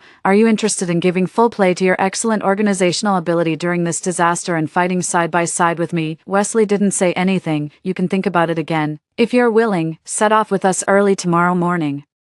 After seeing off the captain, Wesley remained silent, but I could always feel that his gaze was following me. Oh well, whoever feels sorry for the other will speak up first. You really want to go? He nodded. Didn't you say you didn't want to be a hero? In that life, we never had a chance to talk properly again. I'm just teasing. I smiled enigmatically, trying to let go of the resentment from that time. I feel sorry for you. And I also feel sorry for the child. Goodness, when this old fool says sweet words, it's as powerful as a summer thunderclap. My heart has softened completely, and I have no power to resist. So now you're going to be a hero like your father. Everything will return to normal, and we will all welcome a new life. I want to give it a try. We still have a mortgage loan to pay off. Go ahead. I don't need you to be a hero. Just remember that we're waiting for you to come back. I stroked Andy's hair with one hand and held Wesley's hand with the other, gently placing his hand on my slightly protruding belly. His body shook, and his eyes were filled with joy and emotion after the shock. Okay, for the rest of my life, I will always be your protector. Story 2. When my sister and I were born, a fortune teller claimed twin girls would prevent the birth of a male heir, ending the family lineage, so my sister was stripped of her name and sent to the countryside to be raised by our grandmother. Life in that backward village was harsh. She couldn't stand the coarse, tattered clothes or the farm labor. Eventually, an online acquaintance tricked her into going to northern Myanmar, where she suffered relentless humiliation. Meanwhile, I lived as the darling princess of Beijing's elite circles, now engaged to marry the wealthiest man in the country. My sister stomped on the accelerator in a fit of rage, crashing into the wedding car and killing me. When I opened my eyes again, my sister leaned in and whispered, "It's your turn to suffer through the hardships of the countryside." Seeing the smug look on her face, a faint smile tugged at the corner of my lips. Your fate originally included one son and one daughter, but with twin girls now, the female energy has disrupted the family lineage. If you wish for a son, it would be best to send one away. As the master finished speaking, all eyes in the room turned to the father, who had his heart set on having a son. Serena's father pondered for a moment, then instructed the butler to bring out 2 plush dolls, one purple and one white. Serena burst out of her room and declared, "I want the purple one, I love purple." With that, she snatched the purple doll from the maid's arms, clutched it tightly to her chest, and let out a long sigh of relief. Loving purple, loving my child. Serena's father glanced at Serena, then his gaze settled on me standing by the door. In that case, let's send Aurora to her grandmother's. With that single sentence, my future was decided. Though Serena's mother always deferred to her husband, she couldn't help turning to Serena in confusion. "But I thought white was your favorite color." Serena kept her head down, so her mother missed the wild excitement flashing in her eyes. Little did she know, the daughter standing before her had been reborn into a second life. The Jiang group held considerable prestige in Beijing's elite circles, though it was a pity the family only had 2 daughters. Serena's father believed only a son could inherit the family business, yet despite years of trying every method imaginable, they never succeeded in having a boy. In the end, we pulled some strings to get in touch with a renowned master. In our previous life, my sister and I didn't know the reason behind choosing the dolls. My sister picked her favorite white doll, and as a result, she was sent to our grandmother's house in the countryside. She never imagined the countryside would be so underdeveloped and harsh. There were no smooth, wide roads, no exquisite and beautiful dresses, and every day after school, She was dragged by our grandmother to work in the fields. In just 2 years, Serena went from a polished, elegant socialite to a sunburned, rustic country girl. Life was hard, and Serena lost herself in the online world. Seeking emotional comfort, she developed feelings for an online friend but underestimated the darker side of human nature. Urged on by this friend, she emptied her grandmother's life savings and fled in the night to meet her online boyfriend, only to be trafficked to northern Myanmar. She had to make hundreds of phone calls during the day and perform explicit acts at nightclubs in the evening, fighting for survival. Serena pulled every string to get in touch with the Jiang family. Her father paid $50 million to secure her release, and even gave her enough money to live comfortably for the rest of her life. Meanwhile, I had become the princess of Beijing's elite social circle, a prodigious dancer. With exceptional looks and talents, she moved exclusively in Beijing's elite circles, and even received a lavish marriage proposal from the nation's wealthiest man. Marrying him would make me the wife of the richest man in the country, elevating the Jiang family's status and securing our place among Beijing's upper crust. Though we're twins, my sister and I are worlds apart. She's like a cloud in the sky, while I'm the mud beneath her feet. No one even knew the Jiang family had another daughter. Serena couldn't comprehend why she was plagued with misfortunes while I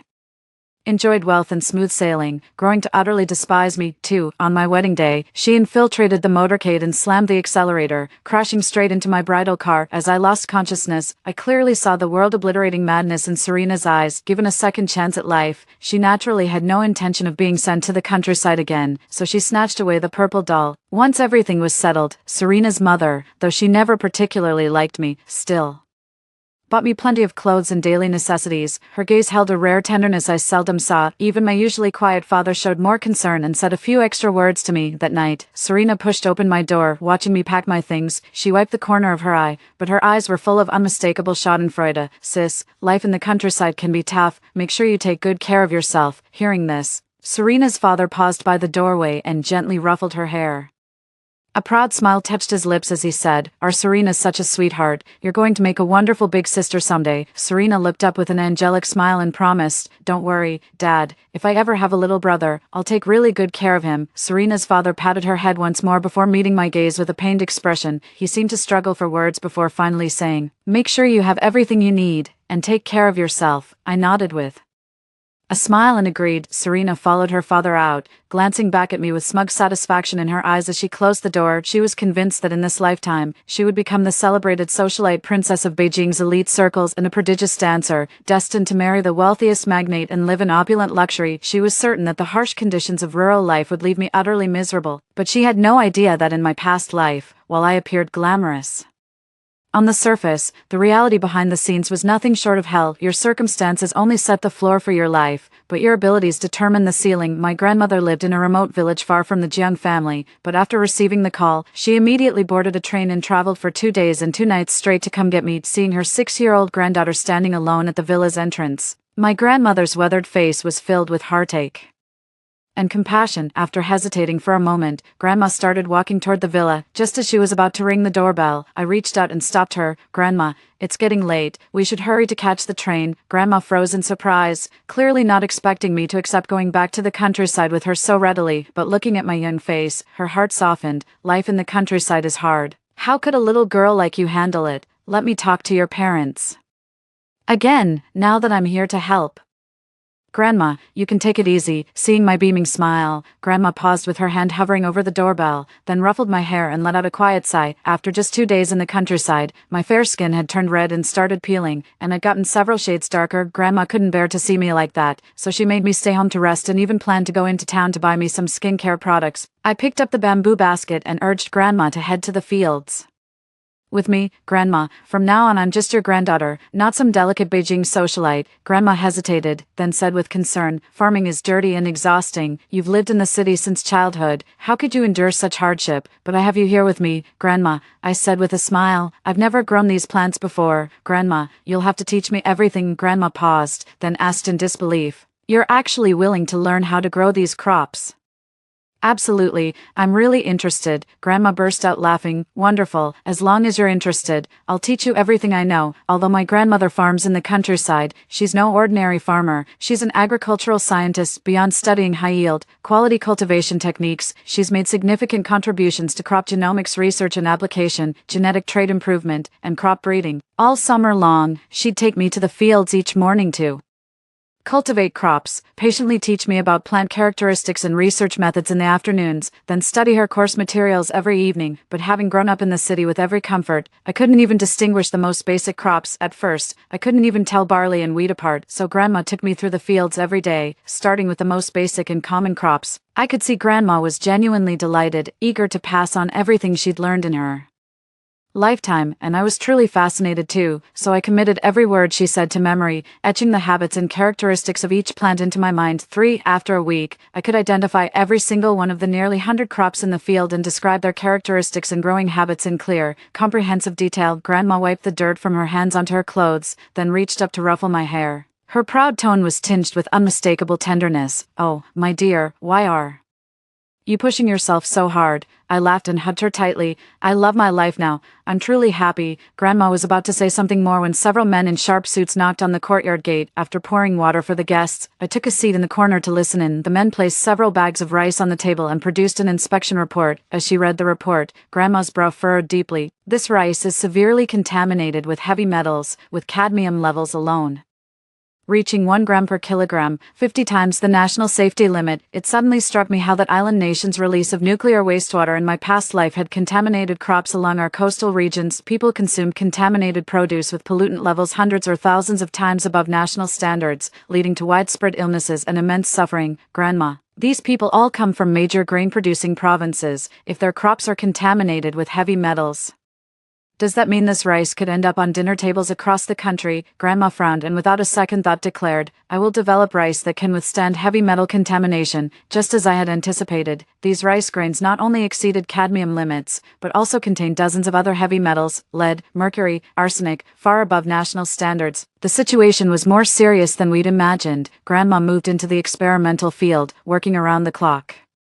Without regard for day or night, my days were packed, attending to my studies by day and helping at the experimental field by night. It was exhausting, yet deeply fulfilling and joyful. Fortunately, after 4 years of hard work, the experimental crop has achieved a major breakthrough. The heavy metal content in the cultivated rice has been significantly reduced and is now approaching the national standard. Grandma brought her latest research findings to the capital to exchange ideas with other agronomists, and was also invited back to the Jiang family to attend their youngest son's 3rd birthday party. As I followed Grandma through the gates of the Jiang family villa, I couldn't help but wonder if Serena had gotten what she wanted after staying with the Jiangs. Standing in the opulent banquet hall, Grandma and I, dressed in casual clothes, stuck out like a sore thumb. The elegantly dressed guests around us wore puzzled expressions. From the day I was sent to the countryside, the Jiang family publicly announced that their youngest daughter had tragically passed away in an accident. Even though my features bore some resemblance to Serena's, no one would have guessed we were identical twins. Fortunately, someone recognized my grandmother's identity. "You must be academician Claire. I heard you've developed rice that's resistant to heavy metal contamination." The guests' eyes were fixed on Grandma with intense admiration. The Jiang family's business primarily revolves around agricultural products, and all the guests present were business partners, surrounded by a crowd eager to speak with her. Grandma, who holds numerous technologies and patents. I tried to slip away to a quiet corner, but the moment I stepped out of the crowd, I spotted Serena's father and Serena's mother. Serena's mother beamed at me the moment she saw me. "Aurora, did you get used to living in the countryside these past 4 years?" She opened her arms to hug me, but then her hands froze mid-air. When she noticed my cheap casual clothes and rough skin, I took half a step back. "I really enjoyed country life." For noticing my distance, Serena's mother replied with a tinge of bitterness in her voice, "As long as you liked it there." After the birthday party ended, my grandmother and I were asked to stay behind. Just as I was about to wash up and get some rest, Serena pushed open my door. In just 4 years, the two sisters who shared identical faces had become worlds apart. Serena was still wearing her haute couture gown from the party, her face adorned with exquisite makeup, and around her neck hung a blue diamond the size of a pigeon's egg. In contrast, I was dressed in generic casual wear, my complexion sallow, my hair cut into a practical short style, with calluses on my hands from manual labor. When she saw me, the smirk on her lips grew even more smug. "Sis, you've had it rough in the countryside, haven't you? Look at your skin, even Doris has a fairer complexion than you." Doris was our family's housekeeper, a woman in her 40s whose face was already etched with wrinkles. I said with genuine conviction. Life in the countryside isn't hard. I live a fulfilling life. Here, I'm not just a pawn to uphold the family's interests. Juggling my studies with research under my grandmother's guidance keeps me constantly busy, yet I've never felt more alive. This is the joy of pursuing my own dreams. Serena remained skeptical, but she couldn't detect a trace of weariness or resentment in my expression. Impossible. Country life is unbearable. How could you? Her face contorted. Mid-sentence as footsteps echoed in the hallway, accompanied by a child's petulant wail. Horsey ride. I want a horsey ride. This was Xavier, the son my mother conceived right after I was sent away to the countryside. Doris appeared carrying Xavier, her face etched with worry. Miss, the young master has been crying for you. He insists on getting a horsey ride. Serena reached out impatiently. Don't cry, little brother. I'll take you to ride the wooden horse right now. Xavier pouted, his wailing piercing through eardrums. I won't ride some wooden horse. I want you to be my horse. Serena gritted her teeth, her face flushing with humiliation. Miss, if the master and mistress were to find out. Before Doris could finish speaking, Serena had already steeled herself and dropped to her knees. Xavier climbed onto her back, grabbing her long hair, and instantly broke into a delighted grin. The floor was hard, and soon blood began to seep through Serena's dress at the knees. Seeing her in such a wretched state didn't surprise me in the least. In the Jiang family's eyes, only their son mattered. Their daughter was merely a tool to them. In his previous life, Xavier, spoiled by his parents, ran wild at home without any restraint. In the early years, even though I was his biological sister, my status was lower than even Doris's. Serena carried Xavier on her back, crawling on her knees, while the surrounding servants, long accustomed to the sight, looked at her with utter contempt in their eyes. I was about to close the door when I caught the attention of a few people. Doris looked me up and down and said, Miss, what brings you back? Having been with the Jiang family for over a decade, Doris naturally knew about what had happened back then. Xavier turned to look at me, his face showing undisguised disgust. Where did this beggar come from? So ugly, so tacky, and stinks to high heaven. I looked down at him from my superior position and didn't respond. Xavier had been spoiled by the Jiang family since childhood and had never been treated with such disregard. He immediately jumped off Serena, rushed up to me, and snapped furiously, I'm talking to you. Are you deaf? Pointing at me, he declared with unshakable confidence, Get down on all fours. I want to ride you like a horse. Serena stared at me, her twisted face now tinged with schadenfreude and anticipation. In my past life, to avoid beatings and abuse, I obeyed Xavier's every word, living no better than a beast of burden, but in this life, I no longer need to cling to the Jiang family. So who the hell does Xavier think he is? I gave him a fleeting glance before coldly shutting the door, not even bothering to look at Serena. Serena stared at the locked door in disbelief, while Xavier was absolutely furious. You filthy beggar, someone, get her out of the Jiang residence. Doris pulled out her keys, but when she opened the door and saw me already shouldering my backpack, she froze in shock. Young mistress, what are you? No need to throw me out. I'll leave on my own. I just wonder if you're prepared to face the consequences. Everyone froze, not daring to step forward. Only Xavier wore a smug expression as he sneered. Get out of my house, you filthy beggar. Xian looked triumphant. Know your place, you country bumpkin. Trash like you belongs in the gutter. Without a second thought, I turned and strode out. Serena's father, mother, and grandmother, who had been discussing matters, heard the commotion and rushed over. My grandmother pulled me into her arms and asked anxiously, My dear child, who's been bullying you? I don't know how I upset my sister and brother, but they told me to get out of the Jiang family. I buried my face in my grandmother's embrace, crying my heart out. After being sent away to the countryside for so many years, I just wanted to take this chance to see if mom and dad are well, and to see my sister and brother. Hearing this, the anger on Serena's father and mother's faces instantly faded, replaced by a tinge of guilt. Seeing the situation turning sour, Serena was about to explain when I burst into tears again. I could handle my siblings looking down on me, but calling me a beggar and a country bumpkin was just too much. The research grandma and I do in the field serves our country. Besides, we're all children of the same mother. Those two sentences stirred what little guilt the Jiang parents had, and successfully ignited grandma's fury. Grandma was shaking with rage as she grabbed my hand and stormed off. Since the Jiang family clearly doesn't want us here, let's not bother contacting them again. Mom, what are you doing? Serena's father held Grandma back and said dismissively, Kids will be kids. They're just fooling around. Why stand on ceremony with family? Xavier pointed at my grandmother and me with an arrogant sneer. Dad, throw these filthy beggars out. I can't stand the sight of them, eager to see me gone from The Jiang family forever, Serena chimed in. It's not safe at night. I'll have the driver take you. Hidden from view, a faint smile played on my lips. What a pair of idiots, Grandma snorted coldly, pulling me toward the door. Forget about the partnership. I'm taking my granddaughter to Dang Enterprises right now. Serena's father immediately panicked. She actually wants to partner with Dang Enterprises. The Dang and Jiang families have always been rivals. If Dang joins forces with your grandmother, the Jiangs will surely face repercussions. Serena's father raised his hand and slapped her across the face with a sharp crack, clutching her stinging, reddened cheek. She asked in disbelief, Dad, why did you hit me, ungrateful daughter? Serena's father roared in fury. That's your grandmother and sister. How could you drive them away? Xavier was taken away, but not before throwing a tantrum and demanding that my grandmother and I be kicked out of the Jiang family. Serena's father did a complete about-face from his usual leniency, confiscating Xavier's toys and making him copy textbooks for 3 hours every day as punishment. Even Serena got caught in the crossfire. Her father scolded her for failing to set a good example and froze all her bank cards. Then Serena's father pressed a bank card into my hand and said, You've been through so much over the years, here's 500,000. Buy yourself something nice. Seeing how he stood up for me, Grandma's heart softened and she decided to stay, even though Serena's card was frozen.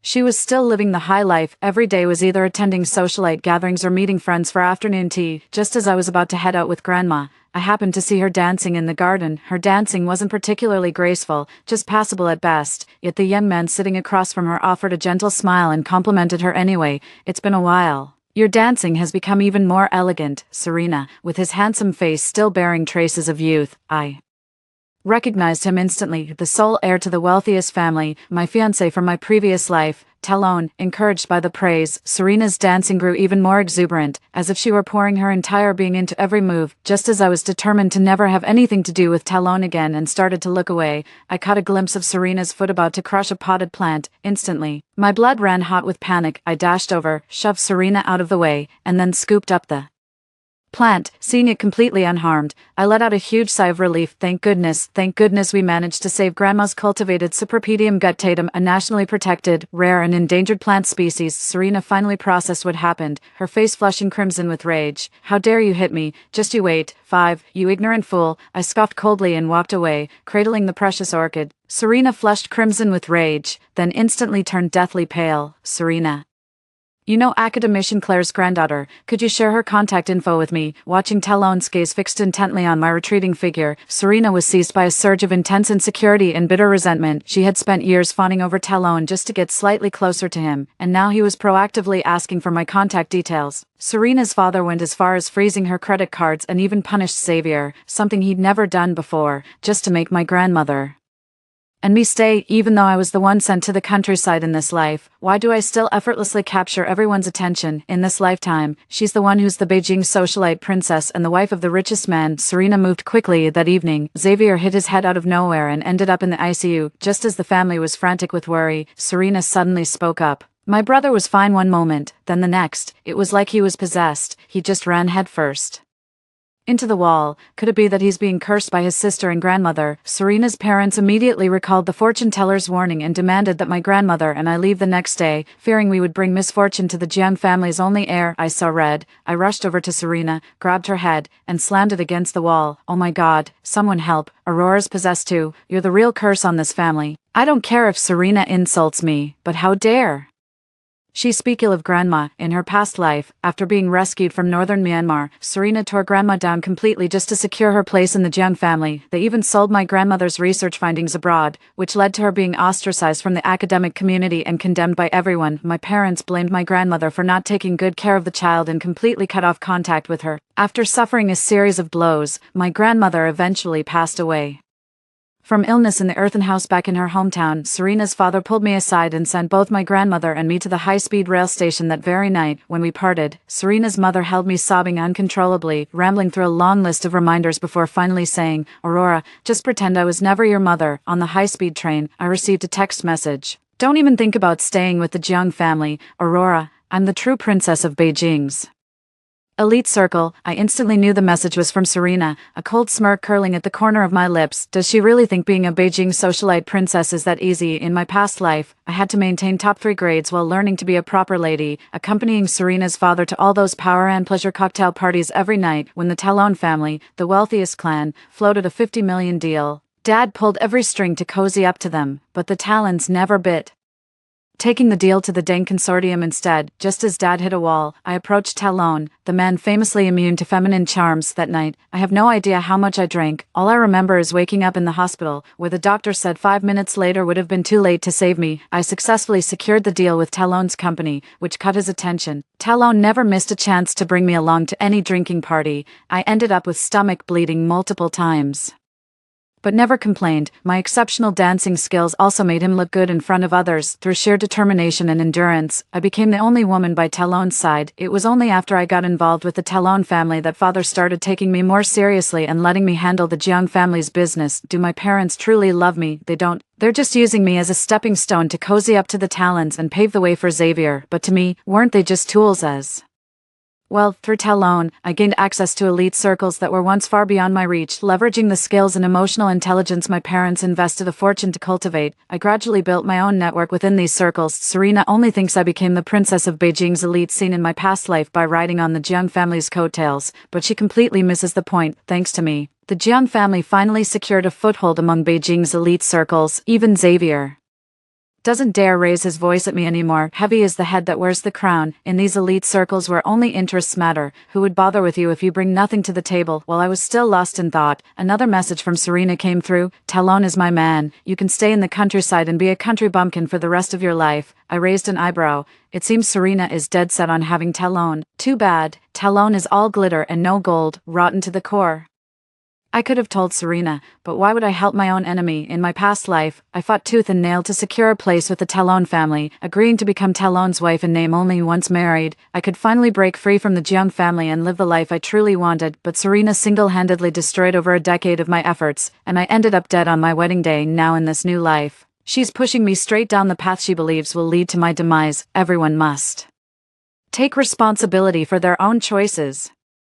So why should I interfere with Serena's decisions? 6. In the days after leaving the Jiang family, Grandma remained visibly downcast, often quietly shedding tears under her covers at night. Out of devotion to family ties, Grandma had selflessly shared her research findings with the Jiangs all these years. Being cast out like this, how could she not feel utterly disheartened? I handed Grandma a cup of tea and said calmly, "Grandma, we can agree to collaborate with Deng Enterprises." Grandma fell silent for a long moment before letting out a heavy sigh. But the Dengs are sworn enemies of the Jiang family. How could we possibly? The Jiang family's interests have nothing to do with us. Grandma froze, speechless for what felt like an eternity. She realized I was dead set on cutting all ties with the Jiang family for good. When Grandma brought me back to the Jiang family, she genuinely wanted me to rejoin the household. But from the moment I was reborn, I resolved to steer clear of that quagmire. Given this rare second chance at life, I'm determined to reach the pinnacle of success through my own abilities. We can contribute our expertise as shares in Deng Corporation. The returns won't just improve our living standards, they'll fund our research to cultivate safer, higher quality crops. With tears glistening in her eyes, Grandma finally nodded and said, "All right, I'll do as my dear girl says." News of the collaboration with Deng Enterprises soon reached Serena's father, who, in a fit of rage, immediately cut ties with Grandma. With nothing left to lose, Grandma revoked all the patents she had let the Jiang family use for free and invested them all in Deng Enterprises. A company called Shenyang Group emerged seemingly out of nowhere and within just 2 years had firmly established itself in grain production and import-export. I dedicated all my time to self-improvement. After skipping a grade in high school, I completed my bachelor's, master's, and doctoral degrees in just 4 years through a combined program, becoming the youngest academician at the National Academy of Agricultural Sciences. Just as I was presenting my latest research findings at the annual conference of the Agricultural Society, a piece of entertainment news went viral online. Young Miss Jiang of the Jiang family sneaks into the bed of the Crown Prince of Beijing's elite circle. The two may be engaged. To latch onto Talon, Serena really pulled out all the stops, even going so far as to ruin her own reputation by crawling into his bed. Little did she know, this approach would only offend the Talon family, but none of that concerned me. I was busy attending seminars and applying for the Wolf Prize, the highest honor in agricultural science. Just as I learned of my Wolf Prize nomination, news about Serena reached me again. She had fled her engagement ceremony with Talon. As I read the news on my phone, a glimmer of understanding flashed in my eyes. Serena was on the verge of living the life she wanted, but she backed out at the last moment. She must have discovered Talon's secret. Talon, the son of the wealthiest man, is handsome and publicly known for his humble demeanor. Countless women have tried to get into his bed, yet he's never been involved in any romantic scandals. People assume he's just principled, but the truth is, he simply isn't interested in women. Talon had a thing for men, and some rather twisted preferences at that. The men he'd been with never came out. Unscathed, behind closed doors, he kept a string of young lovers to satisfy his urges. Eventually, he started chasing thrills with group encounters. Talon not only caught a nasty disease from his exploits, but his games even turned deadly. To silence the gossip, the Talon family had no choice but to arrange a marriage alliance. The elite families on par with the Talons knew these secrets and had no intention of marrying their daughters into the Talon family. Serena's arrival came as a godsend.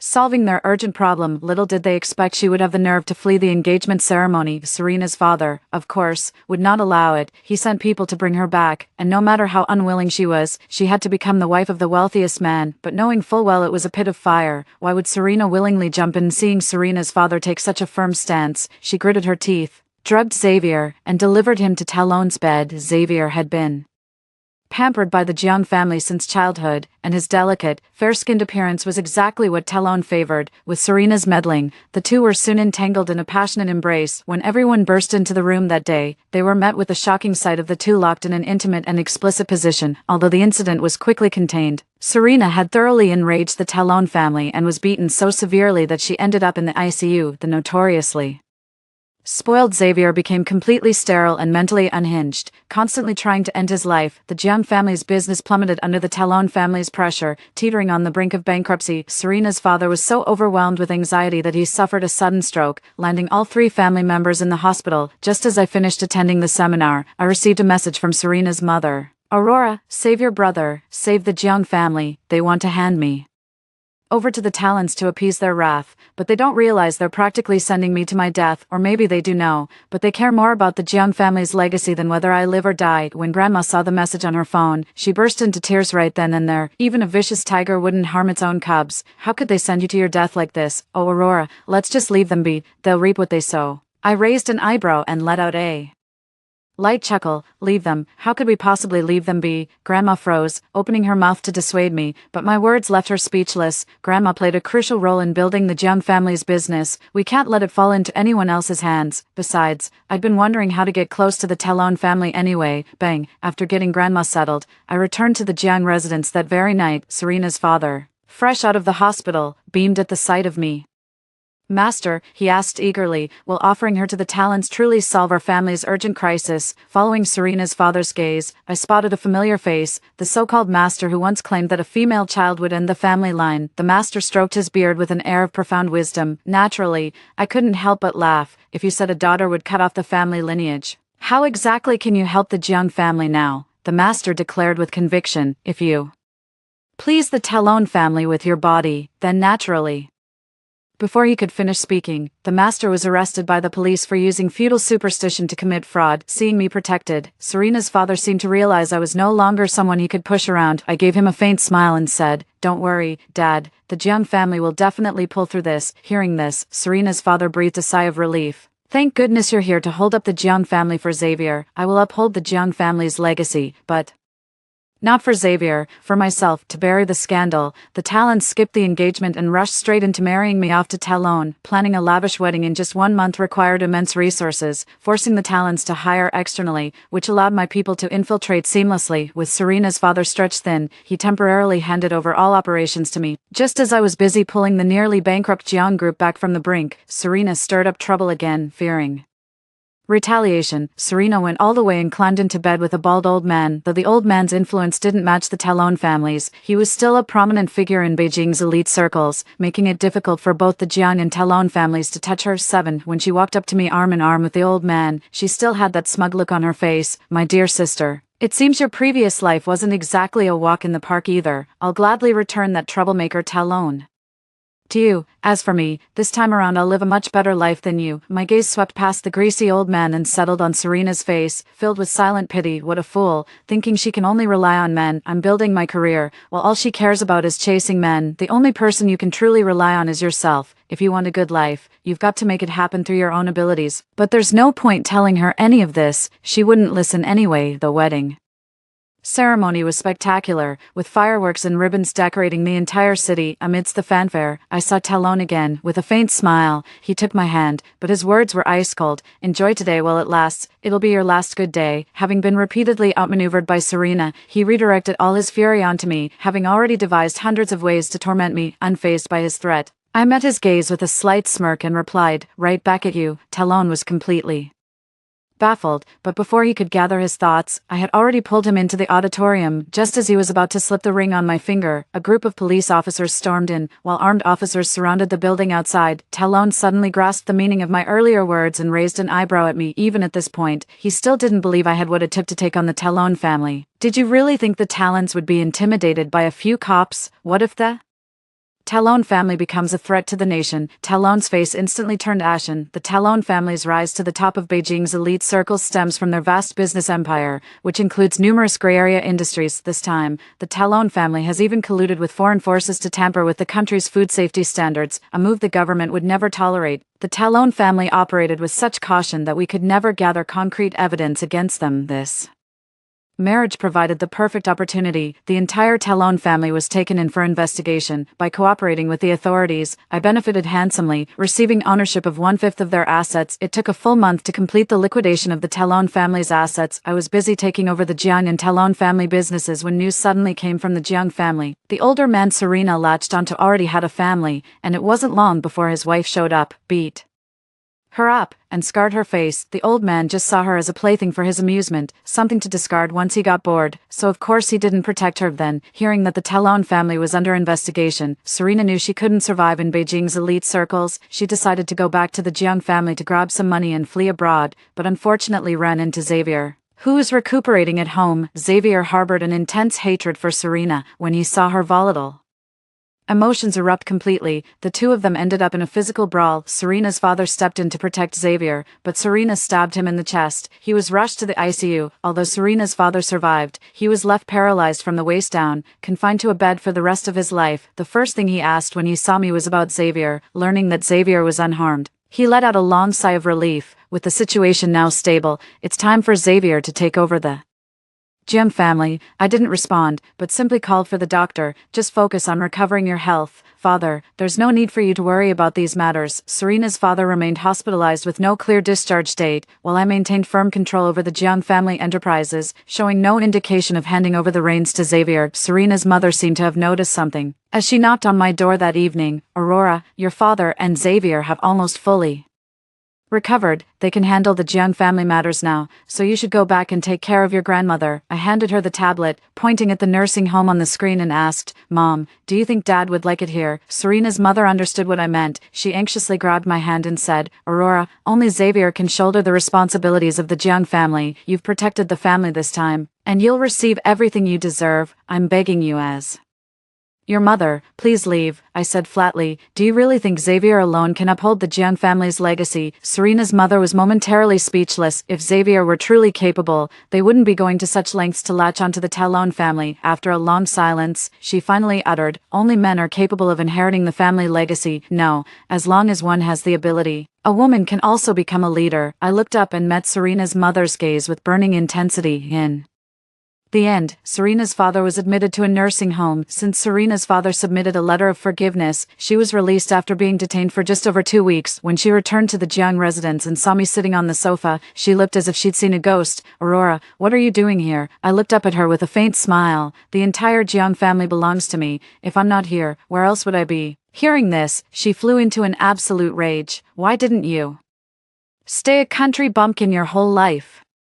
Why weren't you tricked into going to northern Myanmar? Why, even in this second life, are you still better off than me? How is that fair? I'll kill you. I'm going to kill you." She shrieked wildly and lunged at me, only to be kicked aside by Xavier. He charged forward and unleashed a flurry of punches and kicks, each strike delivered with full force. Seeing Serena on the brink of death, I calmly said, "Stop." Xavier, who had always been ruthless, tempered his behavior after these events.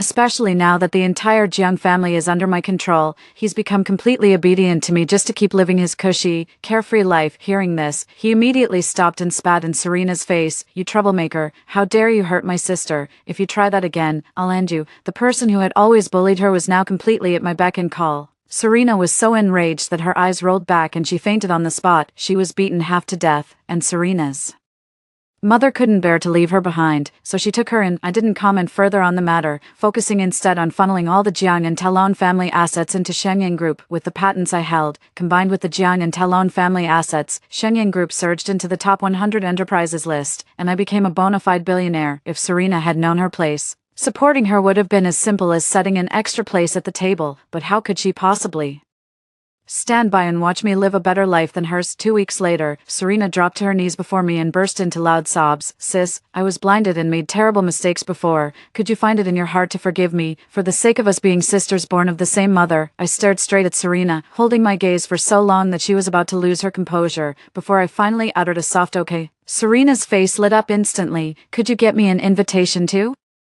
the awards ceremony the day after tomorrow, sis? I ended up agreeing to her request, clutching the gold-embossed invitation. Serena left looking thoroughly pleased. Watching her hobble away, a faint smile crept across my lips. The state organized this awards ceremony to honor researchers who made outstanding contributions across various fields this year. The venue was heavily guarded, with entry permitted only to those holding formal invitations. One by one, distinguished scientists took the stage to receive their honors and deliver speeches. When I, as a Wolf Prize laureate, stepped onto the podium, the entire hall erupted in thunderous applause. At that very moment, Serena rushed onto the stage with frenzied desperation, clutching a bottle of sulfuric acid. Aurora, how dare you thrive in some rural backwater while I struggle? You deserve to die. She tried to kill me on what should have been my brightest day, but fate had other plans. No sooner had she raised her hand than a bullet pierced her forehead. Even in death, her eyes burned with bitter resentment. Upon hearing the news of her death, Serena's mother just let out a long sigh and said, she made her bed, now she must lie in it. After the award ceremony, I handed over the management of Shenyang Group to professionals and immediately returned to the countryside. My aspirations don't lie in business.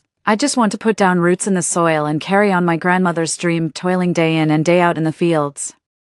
I shuttle between the plots and manage to file dozens of patents every year. Sunward Group has rapidly expanded its grain import-export operations, and in just a decade, it has grown to rival the global ABCD, Archer Daniels, Midland, Bunge, Cargill, and Louis Dreyfus, and I've become the most research-savvy country bumpkin on the world's rich list. As long as you grow toward the sun, even the muddiest ground can yield a dazzling bloom.